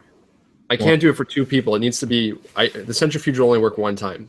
Hold The on. amount of power that I have left in it is just backup. Hold on. Do it with Lawrence. What? Save Lawrence. Cryo, hold on. The centrifuge could work on you for the escape pod. I can use it. I could use the biofiltration on Lawrence Because and the centrifuge on you. I mean, I don't know which one's going to work. If either. If either, for that matter. Well, Lawrence isn't here, and Your bridge. You decide. I'm giving the separation. The centrifuge. Yeah. Yeah. Can you program it remotely from where you are? I'll need your help to again boost some of the power as Yeah. we're running low as it is. And there's no guarantee I can still do for the Cryo after, but I'll try my best. Okay, well, I think I can access the matter manipulator in the recovery room where medical is. Yeah, it's booting up now. That should allow you to transport it there. I see that now. Cryo, do you have access to the multiphasic microfilament? Cryo? I trying to reboot my systems at the moment. I've got nothing. I'm down. Okay. I can do it remotely from here. Hold on. Let me see. Yeah. Okay. There. It's online as well. I see it. Let me see. It's just destroying the cells that I have here on file. What do you mean? It's not working. The centrifuge is ripping apart the cells. Lawrence's cells? Lawrence's cells. It's not Stop separating it. Turn them. it off. I don't know if I can power it down in time. Power it down right now. I'll work from here. Edmund? No. Hold on. Sit tight. Just wait. Lawrence! Turn it down. It's off. It's off. What is this reading? Do you still have the life signs on him? I didn't kill him, did I? No, you didn't kill him. He's... What the fuck is going on? I could see from here it didn't work. It didn't work. It utilized the DNA he had on file and destroyed that instead. We didn't target it specifically for the contaminated DNA that he has currently. I could have killed him. It wasn't your fault. I didn't think of it either. I still Listen, can do the you guys biofiltration. gotta just get the hell out. Just get the hell out. No, The biofiltration. So you don't want to try even that? What's going on? I can take your. There's built into the system. We have just in case something like this happens, we have a biofiltration network. The problem is, again, we need to take everything offline. I need bridge. I need you to take everything out of medical. We need to turn it offline to get as much power into it as we can. And that, I think, from the impulse radiation, cryos, your DNA should revert back to its natural state. I'm shutting down my systems now. Shutting down. Okay, boosting the levels here. yeah, let me see if I can tap in as well. This time I'm going to run a pre-diagnostic to make sure we don't miss anything. I'm seeing an electron flux there. Can you stabilize it, Bridge? Yeah, doing it now. Okay. The tellurium levels are still a little low. Bring that up. I know it's crazy, but lower the levels of life stabilization in medical. No. They're wavering. They're at fine. If I lower it more, I think now's our chance. Are you sure you want to do this? it's not my call anymore. It's cryo. I can't even see him. I'm gonna go ahead with it. Do it. Can't bring him low, but you got to watch him. If he goes any lower, he's not going to come back. It seems to be working. Is it? As far as I can tell, his life signs are stabilizing. No, it is. They're actually raising. His DNA is rerouted. That would work on the escape pod. I think you should have access now. No, that would work. Yeah, it'll work. Holy shit. Let me turn off my systems. Communicate to Cryo and see if you can let him know. Yeah, Cryo, this is Bridge. Come in. Bridge to Cryo. Cryo. Tell me something good. I need the DNA sequencer worked. It worked. I'm reading all your signs. They're going to work with the escape pod. Oh my god. Surgical, you're a genius. He sure is. But his camera's offline. I can't access it. I need remote terminal access. Cryo, you're back. I see you. Well, look, that's it. The hull's going to break. You guys need to get to your escape pods. I'm going to... Cryo, I'm sorry. I'm sorry. I know what you did wasn't your choice. So, you have any last words before you get off this ship?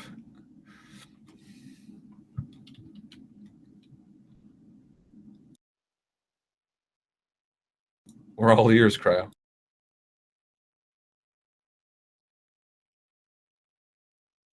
Oh, sorry. I kept you muted. Sorry. There we go.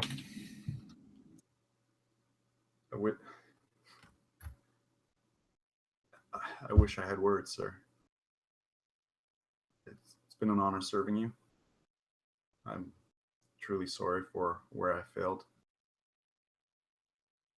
I'm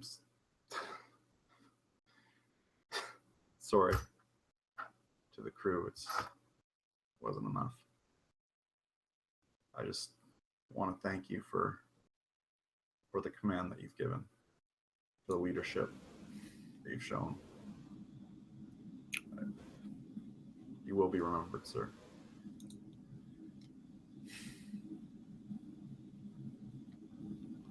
Thank you for the sacrifice of you and your crew.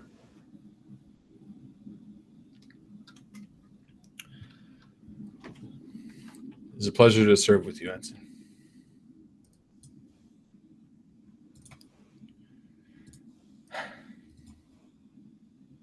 cocky little bastard. Bridge to surgical. I'm reading that the route to your escape pod is clear. That means I have to run past the blood in the hall, right? Yeah. Bridge, you may have noticed I'm not as brave as I once was. There's a reason for that. You've been an ensign before, right? Oh yeah. I'm sure you remember the good old days with Maurice. But I'm not that man. Well, I'm just an ensign who really couldn't cut it.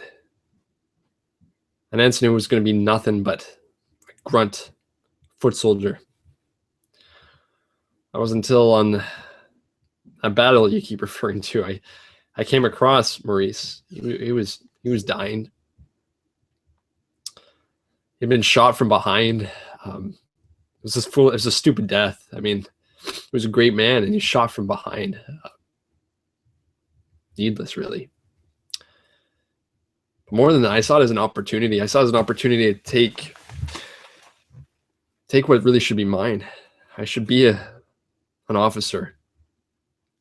I could have been an officer on my own, but no one saw it in me. But Maurice lying there, dying, and all I had to do was take a little bit of his DNA. That's it, just a little bit of his DNA. No one would know.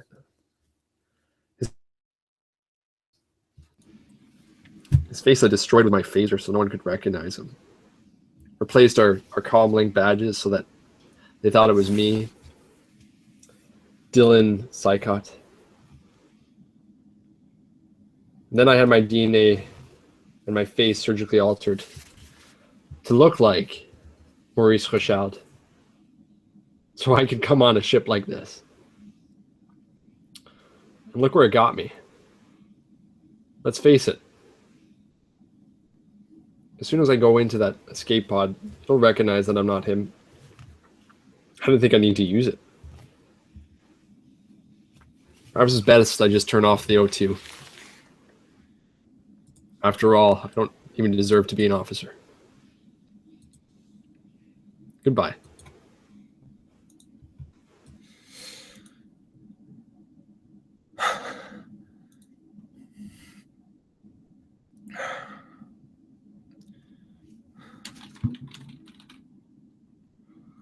his vital signs are failing. Fuck. Lawrence, I know you're still there. I can see you at least. Lawrence, come on. Talk to me. Lawrence, I know you're there. Turn on your fucking camera. Edmund. Lawrence?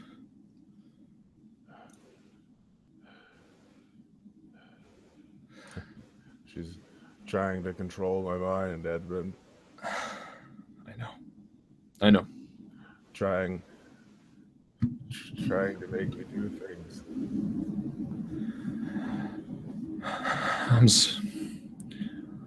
Lawrence, look, I tried. I really did. I tried to do everything I could. I made the best call I could to try to help you. And I know I failed you. And I know I failed you on the Pegasus. And I know I know I made a lot of bad calls. And it's tough for me to admit that. And you've always given me the benefit of the doubt. And I'm sorry. I'm sorry I failed you this time. Because you can't leave. I know you can't. I need to know it. I need to know if this one last time, if you can forgive me.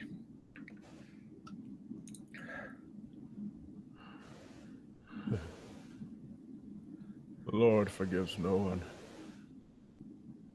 He cannot forgive any of us. He's massacring us. Like St. Bartholomew.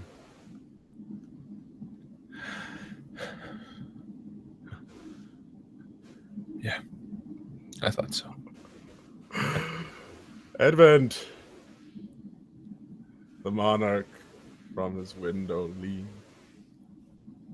He listens to the night, and with a horrible and eager hope awaits the midnight bell. Oh, he has hell within him now. God, always art thou just, for innocence can never know such pangs as pierced successful guilt. Goodbye, Edmund.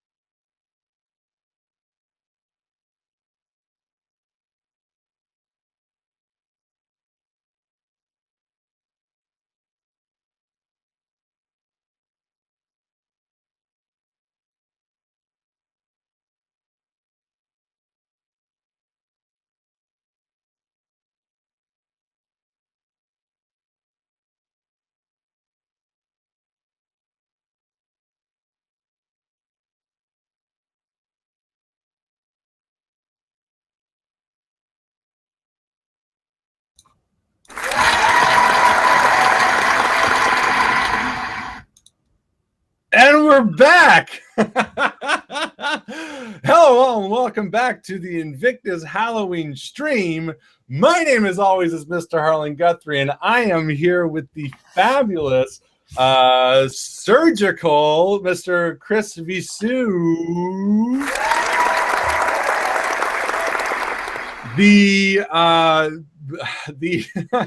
dutiful ensign cryo, Mr. Michael Barber.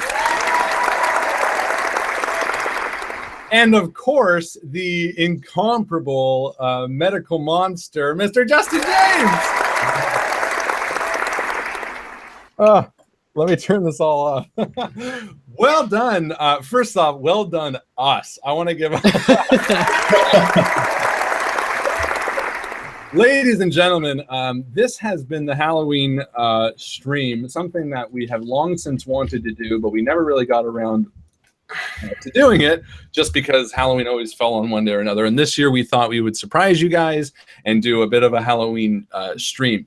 First, I want to do a quick thank you to Mr. Brian Notham for sending us this game, View Scream, which is a game that I had never heard of. Justin had heard about it, but I had no idea. One of the coolest ideas for games ever. How'd you guys like it down here? What'd you guys think? Oh man, it was like our type of game. Yeah. Yeah. I thoroughly enjoyed experience.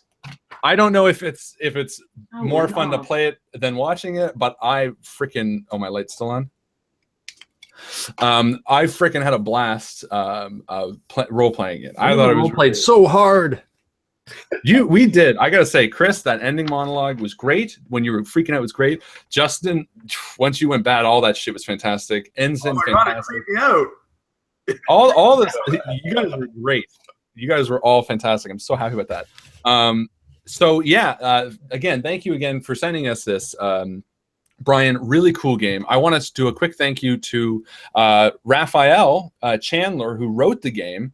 I had a few questions that he helped us out with the game. We just planned this today. Now I want to tell you a little bit about what the game is, and if you guys have questions, post them in the Like for XP post while I'm talking. But just so you guys know, this game is very avant-garde. You could probably tell by our sort of slow pacing, but we wanted to try to give you like sort of a real, experience, make you think, if you lived in the future that maybe you'd be there. Our real interpretation of it. Our real interpretation of space. But basically, you get your character, like, for instance, I was noble and heroic, trapped in the navigation chamber, which I think I mentioned once, served on the same ship as medical for years, your old friends, surgical needs compassion, you fought together in the war. I had a portion to read out loud. I had to say, Cryo, tell me the truth at one point, which is what framed it.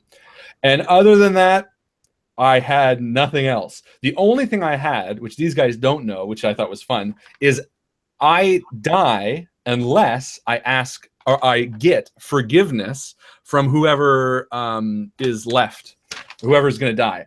That's why at the end I asked Justin, I was like, do you forgive me? And you were like, no. And I was like, yeah, but that's okay because I think it worked better that I died. Well, story-wise, it actually made more sense to not give me forgiveness. So that was it for me. What about you guys on your sheet? Because I didn't see your sheets. I don't know what you guys have on there.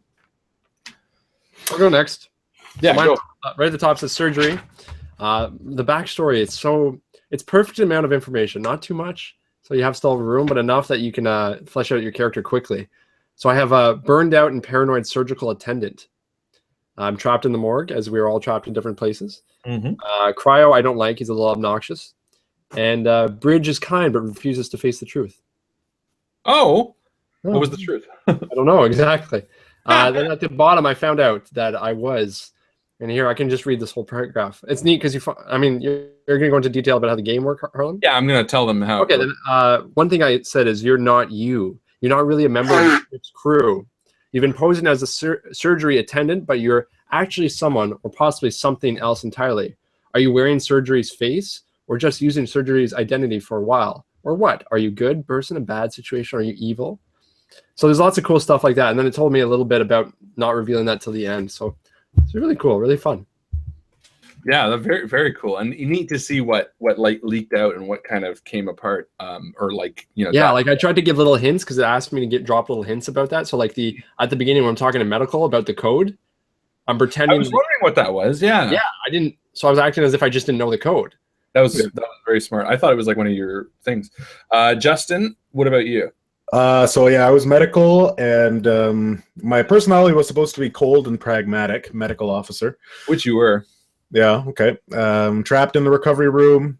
Bridge is an old friend and led me through many crises. Cryo is inexperienced, but is a promising officer. Yeah, I guess I just tried to play him. I ended up going more of like a religious route. And actually, let me just turn that down. Yeah, because my ending speech is all about, I must tell you of St. Bartholomew, right? And I kind of did that kind of 3/4 of the way through the game because I didn't think I was going to make it.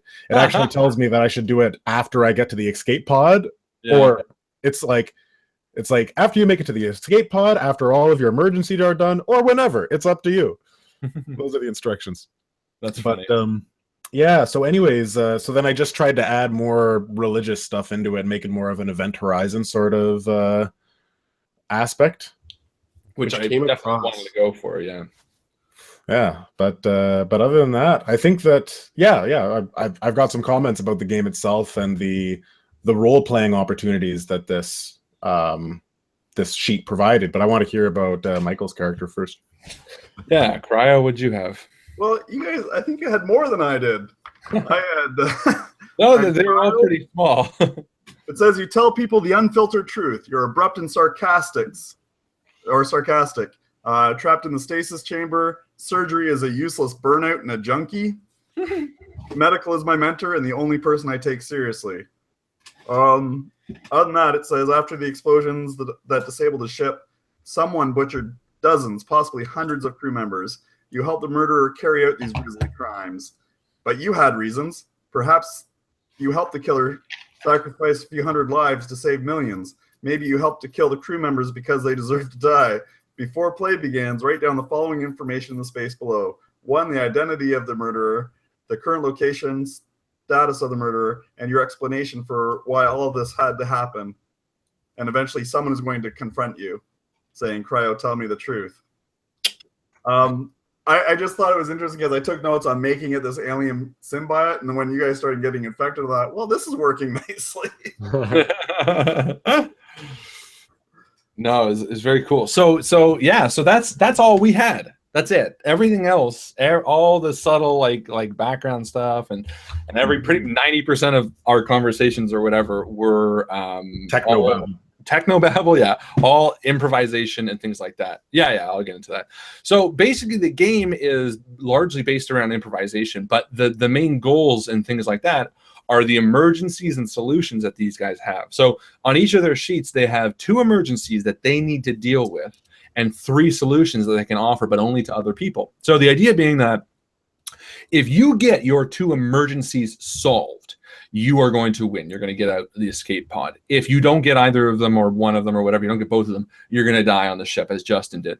The solutions that you offer to other people, you have 3 of them. However, typically 2 out of the 3 are going to fail. On one of your sheets, I don't know which one, 2 would have been successful, and 1 and 2 would have been failed. So who had 2 successes? I had 2 successes, 1 fail.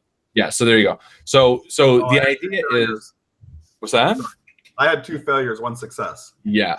So the idea is that you can offer. Now, here's where it got tricky because we had a few questions, and I asked the creator about it, Raphael, Nathan, and he basically confirmed what I was thinking. The idea is that you as a player know whether your solutions are going to fail or succeed.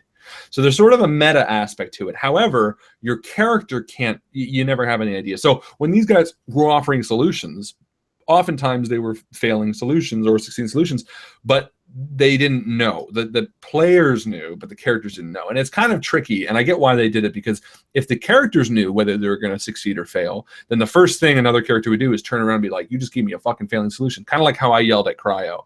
However, the reason I yelled at Cryo was because I needed to say, you're not telling me the truth, and I wasn't really angry at you at that time. I was like, okay, I need to build up some sort of tension between these characters. It didn't hurt. Yeah, well, I was like, I need to get something needs to happen. Otherwise, I can't accuse you of not telling the truth if I don't think you're whatever. But you know, on that, Harlan, I was very surprised that the meta didn't affect the game as much as I thought it would. Yeah, I got like a couple failing solutions, and I didn't at one point think that the other person was trying to screw me over. No. You know? Because I think the way they do it is like, because everyone has failing and succeeding, you sort of know that you need to get rid of some of your failing ones, and it's not really a personal attack. You know what I mean? Like, you kind of know that, oh, well, yeah, I got one of the failing ones because I would have had to give a failing one at some point. And also, like, if it makes sense, like Michael's solution would be just to shut down the system itself made a lot of sense. That made a ton of sense to me. I was like, yeah, I do that. Same with your DNA separator or whatever. I thought that was the one that that failed at the end. For you that Chris offered. I totally thought that was going to work. I was like, yeah, DNA separator, that makes a lot of sense. so anyways, that's how it works. These guys have emergencies and they have solutions. Now, the pacing is something that's really tough, and because we have a 3-hour stream, I really wanted to stretch it out, but I think this was a good time. I feel like any more would have been a bit too sort of nonsensy, you know what I mean? Personally, I mean, obviously it's tough because we were on this end of it, but I found this length just perfectly sweet. Like, I feel like we got lots into sort of our background. We got to the emergencies at good time, because I think we took maybe 15, 20 minutes to get into the emergencies, just sort of creating that tension and stuff like that. Well, I think we could have stretched it out if, like, we had had our dialogues and it was like... What is that? Would have stretched it out, yes. Well, and we also tried something different tonight too, because of the Halloween stream, is we wanted to do something more LARPy than RPG. And this game is very much, the minute the game starts, you're in character. All of the questions that you have are in chat. You don't break character. And that's something that we really wanted to try. And I'm curious what you guys think of it, because I personally enjoy that element of it, the acting.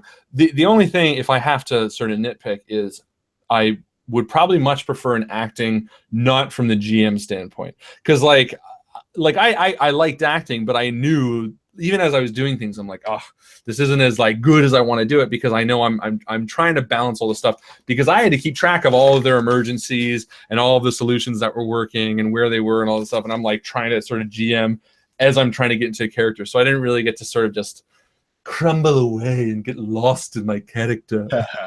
What I had to do was a little too much rules, well, more like note keeping for what I would have liked. But I think, when it comes to stretching things out, I think that the best area to do it that I found, and I think what Chris and Mike were kind of what they were doing with their I guess reveal of their emergencies, is that they revealed it slowly. Like, it would start as kind of like a small problem, and then it would get bigger and bigger, like Chris with like the stuff falling out and the things in his head, like telling him. That was a very, very good way of doing it. Yeah, I really like that. The only problem is, and this is again not a nitpick, but just more like from playing this game for the first time, because this is the first time we played it, by the way. Like we didn't even. I literally sent them the rules today. I read the rules today. Which I messed up the rules at the end there because I sort of survived, I guess, because I got both my successes, didn't I? You got out, yeah. You got off the escape pod. Well, I made it sound like I killed myself. Yeah, but it still works. You still won. I had the only escape pod dead, and then. But the only thing was with these guys, because they're such great role players and all that jazz. I didn't know which were emergencies and which were just like good role playing. Like Justin, when he was like slipping into madness, like I didn't know whether his emergency was like he's losing his brain, or he's losing his mind, or he's being possessed, or he has to deal with a fire. Because what was your actual written emergency? So my written emergencies were, I am overcome with an urge to overload the power circuits, killing myself in fire. So that literally was your emergency. So yeah, and then the other one was, am I hallucinating? I see a man with no skin carrying 2 large knives. He is trying to get in. The image makes me wish to harm myself and others. Perfect. Well, you think perfect. Well, see, my issue was because I don't have any emergencies. I've never read an example of emergency. I didn't know if an emergency was like there's a fire or if it was that detailed. So I didn't know if you were just adding sort of. Yeah, it was like, the sanity that was the emergency, not the. Yeah, see, I didn't know if it was like if you were just making it colorful or if you were like. So, but it was great. You played it fantastically. You guys all played it fantastically. What was that movie where they do like stare at the sun and there's that guy who doesn't have any like flesh? That was Sunshine, and that reminded me a lot of this. Yeah, you're walking around skin, whatever. I want to tell you my emergencies. Yeah, please. There's some kind of fungal contamination in the hallway outside, and it's eating through the hall, obviously. The first one. Yeah. The second was I've been exposed to unknown radiation. I've got tumors under my skin, and they're self-aware. I can hear their thoughts. You did that very well. You guys all did your stuff very well. Let's be honest. I mean, you did it fantastically. It was great.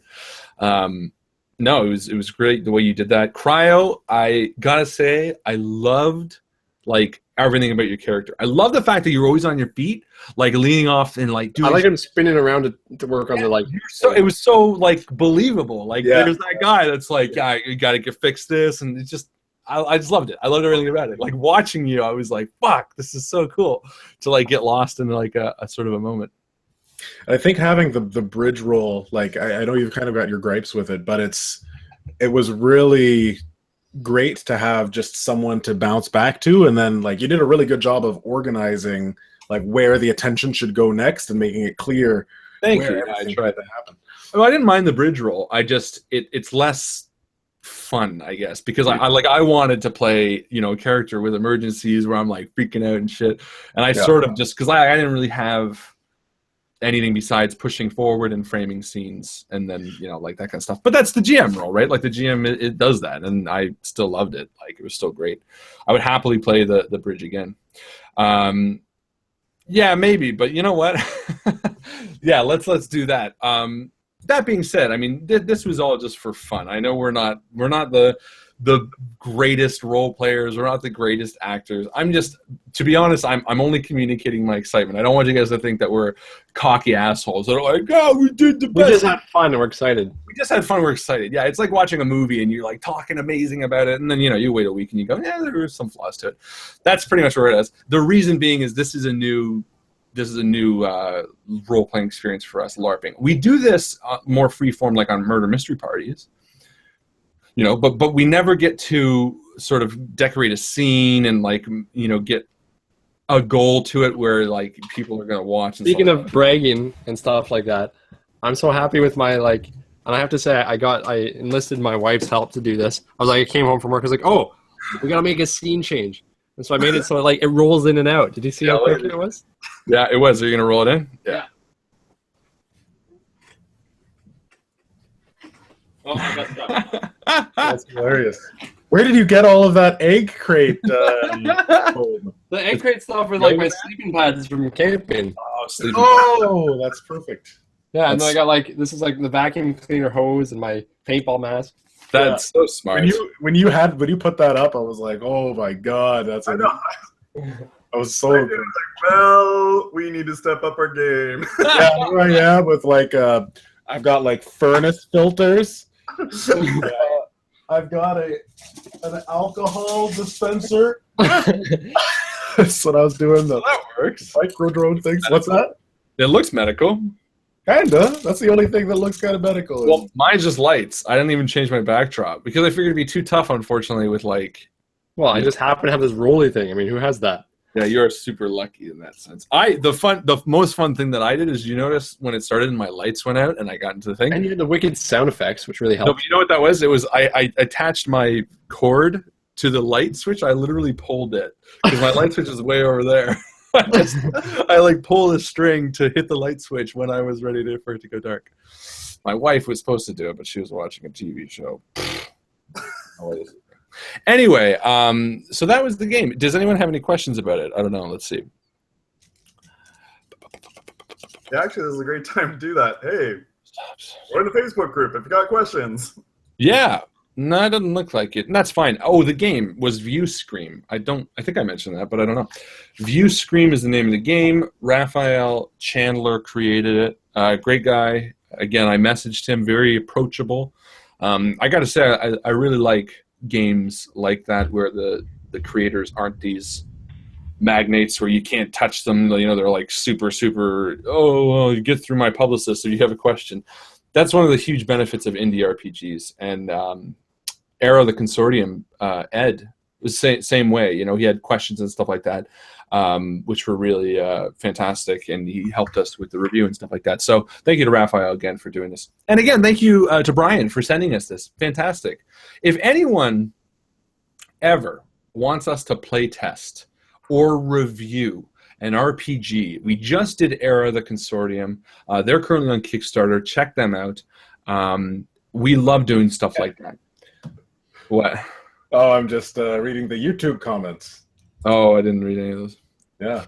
But yeah, if anyone, we now have Michael's review corner, which is always fun, and as well as again playtesting. I think if we got enough playtests, you know, like games that people wanted us to try out, I think what we would do is bump it to another night. And that way we don't interrupt the game, because I do feel badly because Justin, I was excited for Dragon Age, and we did want to do a Dragon Age, so I appreciate Justin letting us do Dragon Age, or letting us push Dragon Age for next week.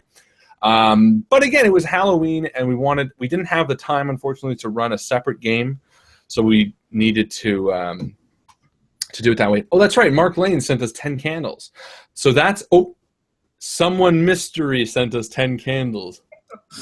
He asked us, well, it's out now, but he asked us not to mention it because it was a little extra money that he had to spend on it. So sorry, Mark, if Victoria's mad at you. Man, you had one job. One job. Yeah, well, I didn't do it. Well, anyway. And broken up a marriage. 10 candles, I really want to play, but I don't know how well it would work on stream because you literally blow out candles, don't you? Hey, well, you know what? We might just do a review and tell them how awesome it is. Yeah, we could do that. That's right. We never did a review. Well, see, I like to do reviews for people who made the games, like they ask us, because that way, I don't know why. Well, I don't know. I guess we could do it. Yeah, I don't know. I got no reason to, but It seems like we're doing something nice for people. it does. Well, that's the thing, because there are so many independent games, because there are so many independent RPGs. We like, like Michael said, we like to help out the people that not are struggling, but the people that are trying to get a name for themselves, because there are still ideas out there that like this one, I mean, I gotta say, this one was a Kickstarter for the second edition. I think the first edition it might have been Kickstarter as well. I don't know, but I mean, what a great! When I first read the line of this, it's an RPG designed for Google Hangouts, and I thought, what a great idea! A game that takes place within this space that encompasses only this, and to me, that's something that's fantastic. And it seems like such an obvious thing now. But until I read it, I didn't think that. I was like, oh, it fucking makes so much sense. So I guarantee there are ideas out there. And if you or you know someone that has an independent RPG game that they want to have us try out, review, playtest, whatever, send it to us, theinvictusstream@gmail.com. Now, that being said, we don't lie to you. If we don't like it, I think the best we do if we really hated it is we just wouldn't review it. We'd kind of say, thank you so much for sending us this, but our caseload is too busy or some shit like that. Or we really don't want to review it for you. Yeah, well, see, but I would feel badly, right? Like if someone said, you know, can you review this, and I really didn't like it, I would probably just say something a bit more lying and be like, fortunately, you just don't have time right now. Because then they're like, oh, that's fine. But if we were like, this is terrible, then they're like, oh. If they really pushed and they said, I want to know your opinion, good or bad, then that's what you get. You get the bad review, because we will tell you if something is not very good. But this was good. But this was great. And this also wasn't a review copy. That's why I can't say. Yeah. I can't say whether it was we can't give a review. Although I could critique it. It's a very short manual. It's got a lot of like role-playing tips more than anything else. And there was something actually that frustrated me about it, but I don't remember what it was. I gotta say, considering that, like, when did we get online? At 6 o'clock? Yeah. We got online 6 or 7 o'clock before the game. Yeah. And that's basically when I printed the sheet. Mm-hmm. Mm-hmm. And gave a quick glance over the rules. So obviously, as you said, for this format, it works really well and it's really simple to pick up, but you gotta, again, very rules light. Like this is pretty much the only sheet you need, and most of it, to be honest, is talking about special effects, custom overlays, and how to do interaction. So like 3 of these are more not really that important. Well, I mean, like custom overlays. We ended up making our own custom. There is something I could pick apart. I gotta say, maybe I shouldn't bother. But the overlays that they that came with it, not a fan. Just for comparative purposes, the overlays that we had again were this: clear, simple, just says where the location is. And again, I'm sorry if Raphael's watching this. I don't mean to be a dick, but the overlays that they had, I'll pick medical, I guess. Here's one of them. Oops. Just there. Whoa. That's one of them. It's like, and I was watching someone play with it, and I thought, first off, you can barely see the people. Secondly, I mean, you know, what is this? Well, maybe, you know, most people aren't as good looking as we are. The transparency on it is a little too high. But that being said, here's a better one. What's that? I've never thought of an overlay as just like as using the full screen, but like transparent, making it transparent. Mm-hmm. I totally agree. The transparency was very cool. But I mean, here's my logic. If this is supposed to be authentic, right? Which is what I wanted, you know, what is this scene? So like I'm medical, and what is this of? I'd be like, medical, one of your cameras has a bloody handprint on it. You probably clean that up. Medical, you have a random DNA strand for no reason. Is it yours? Yeah, that's my DNA. My son was doing turkey. Feed to my DNA. Yeah, like what? To me, well, here's one that's just plain, and this is just 2 more, buddy. Medical, can you do me a favor and take off those bloody bodies? It's no purpose. It's making me. You should see those. And this one's kind of cool because it's sort of like you're reading the screen, but again, it's so obtrusive. It's sort of like, and what's this? This is like a mech droid, and this is just a city. So there you go. If I had to pick apart the game, it's just the overlays. But that being said, they're super minor. See, like, simplistic, right? What the fuck's this? Who knows? Who cares? It's offline. It doesn't have anything. Usually it's awesome. I played with this area for like 5 minutes. I was like, oh, what should I put in? Like bridge status. That's where your mech warrior goes. Well, yeah, right. And I was like, fuck it. Like, it's off. Who cares what it is? It's not working now. Like, that's the most useful thing you need. Just something that says it's not working. But anyway, that's the only thing I can pick apart from it. Just to be a total dick, because why not? This game is currently on Drive-Thru RPG. This turned into a review somehow, but anyway, this game is on Drive-Thru RPG. If you want it, check it out. It's $12, I think, which is pretty damn cheap in my opinion for a game that has 9 scenarios in it, which I was also quite impressed with. Actually, I think Aisha just posted a link. Oh, there you go. Awesome. So it's got 9 scenarios in it. The one we played tonight was Saint Bartholomew. It was... I briefly read descriptions of all of them. It sounded the most like what I was looking for, which was Event Horizon-esque. Some of them seemed a bit goofy, which I thought was a bit interesting, because I feel the tone is very meant to be sort of Doom-esque, like I mentioned. But like some of them were just, I don't know, they seemed a bit... Oh, actually, Matthew McHale saying it's free at the moment. No, I know what he's thinking of. The first edition.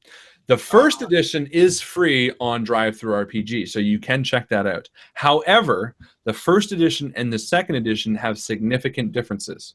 The first edition, only certain... First off, there is no GM. The GM role is split amongst the 4. Like medical's in charge of promoting conversation, engineering's in charge of pushing the tempo.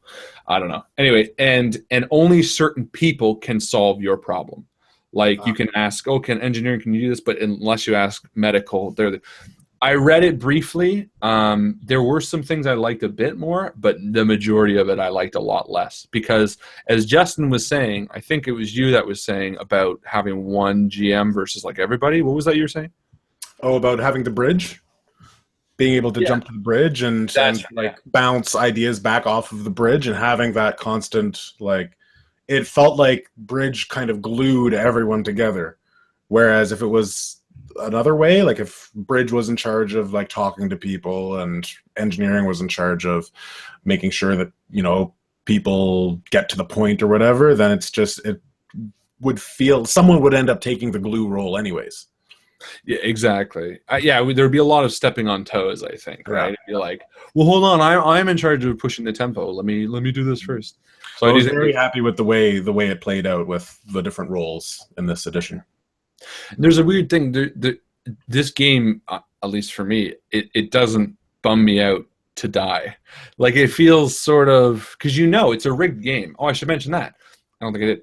With the emergencies and the solutions, there are only enough solutions to only ever save at most 3 of the people, I guess. One person is going to die every game. More could die if you use, if one person only takes 1 success and the other person only takes 1 success, because you need both emergencies solved to reach your escape pod. But one person is guaranteed to die every game, which sort of then makes it a bit of like, oh, I don't want to die, so you try to like lie to the others maybe and like outwit them and give failing solutions to people who are going to give you successful ones. It is specifically why I wore the red shirt, just in case it was me. And why I wore the gold shirt. Although it doesn't look gold here. Chris, do you have any thoughts? I had a blast. Thank you very much, Harlan. That was really fun. Thank Brian, because I never would have heard of this until he sent it to us. So thank you, Brian. Thank you, Brian. Next week, we are going to be back with Dragon Age Part 3. I promise you that. And it will not be a false start. In fact, I'm debating, I don't know what I want to do. I was thinking we could cut out the fake intro for this game. Yeah. And just rename it View Screen. Maybe we should just do that, eh? The fake intro is fun, though. It was, but it makes sense for when we actually post it to cut that part, yeah. That's my thinking. Well, my concern would be if people are watching Dragon Age and they're like, is this part 3? It starts off. The title isn't Dragon Age. No, but then they'll still watch it and it will start off at Dragon Age. What is with Dragon Age having all of these tricks involved? Like you did the trailer for Siege and Arrow. I don't know. It's just the culmination of ideas. It's the ordered intermingling of the river and the stream, the mist above. Yes, right, of course. But I do think that this was fun, and Dragon Age will be back next week. This Friday night at 9:00 p.m. I hope you all join me for a spooky game night stream. I have a few games up my sleeve, a brand new one, a new spooky game coming out. I'm going to announce it on Friday. So join me. That's always fun to hang out, just relax. Nothing special. No big screaming, just sort of me swearing a lot. Also, Monday's Halloween. So I hope you guys all have a safe and happy Halloween. And Saturday is our murder mystery party with these kooky clowns. So one of us is going to murder someone else. Uh-oh. And then we'll start role playing from that point on. Yeah. Yeah, exactly. And I want to mention. I don't know, officer. And I do want to do a very special shout out to my very, very special friend, Mr. Justin James. This Sunday is Mr. Justin James's birthday. So I hope you all wish Justin a very happy birthday on Sunday.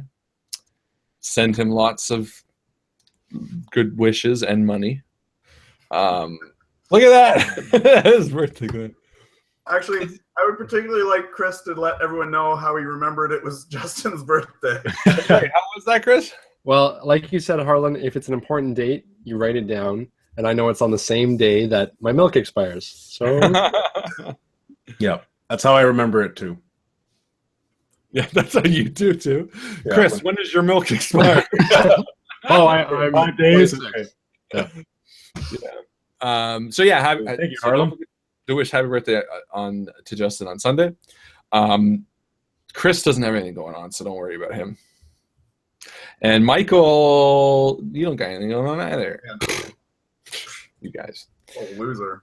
So that's it. We'll probably cut this part out because it's just meandering and nonsense. But let's just hang out for another half. Nonsense. Since when is my birthday nonsense? Well, it's not accurate. You know That's that. You're actually born in March. 27 years ago? Is that how old you're turning 27 or you're turning 28? Turning 27 years old. Little baby. I'm a baby. You're a baby. I'm turning 20. I'm turning 50. I'm turning 50. 50. I'm good. I look good for my age at 50, eh? You do. You look all right. Chris is 38. I'm 46. Michael's 12. This is why you don't drink and do drugs, kids. Right, because you Benjamin Button? Like what? Oh, because you look older now. That's right. Yeah. I was going to say you look 12 is what I meant. Because you look like a kid. Funnily enough, the picture that was posted today of Imogen at his start. I love that you're still wearing that hat, Justin. Imogen at the start of Dragon Age 1 and Imogen last game. He looks younger last game. So, whatever you're eating, the blood of innocence. Have you guys watched any Halloween movies? Have you been in the spirit? I'm watching Lights Out this Sunday. I heard that sucks. So good luck. I heard the same. I mean, maybe we'll watch something else. Who knows?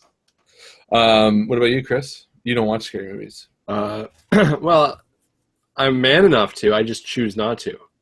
That doesn't sound like you are, though. It's not that I cry or I'm afraid and can't sleep at night. No, it's because I don't need to prove my manliness. I play a character called Penth. That's true. He's the epitome of everything you need to show. So you haven't watched any horror movies? Not yet, but I really want to watch Beetlejuice before Halloween hits. Hold on, that's once. What do you mean? You only said it once. What do you mean, Beetlejuice? No, I don't think so. Beetlejuice. Hey, check it out. Wow, he's right there. Nice. What about you, Michael? You seen any horror movies this Halloween? No, I don't think so. I've been kind of watching. There's a new television show on The Exorcist. I heard that's good. It's not bad. I've seen a couple episodes right now. It's pretty well done. I have to say, I've been enjoying what I've seen of it so far. Yeah, I heard. Like, at first, here's my emotional roller coaster. They're making The Exorcist into a TV show. Oh, it's on Fox.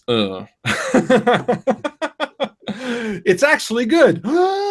And then I found out an actor was in it. And I was like, oh, he was a terrible actor. I'm gonna watch The Witch though, because I wanted to watch that before, and you said it I was want to see that too. The Vivitch. The Witch.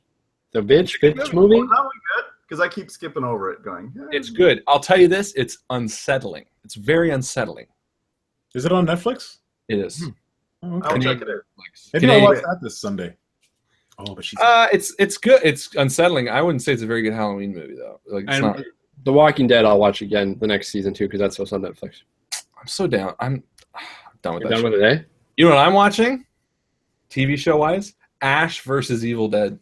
Is it good? Oh, it's so good. I didn't. Where are you watching it?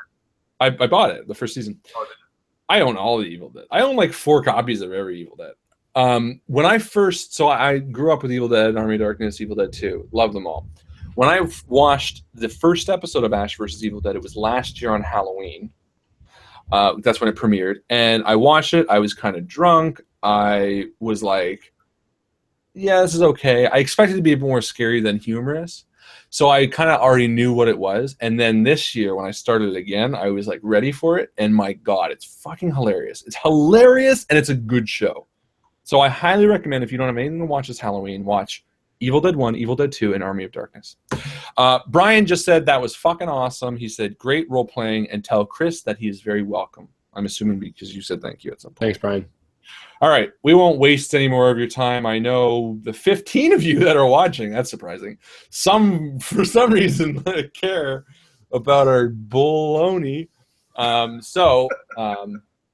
you for caring. That's it for me. Thank you guys so much for being here and watching and hanging out with us. We're going to see you next Wednesday. Have a happy Halloween. Hope to see you Friday night. Happy birthday to Justin. And as Chris always likes to say, we'll see you around the table. We'll see you around the table, guys. Good night.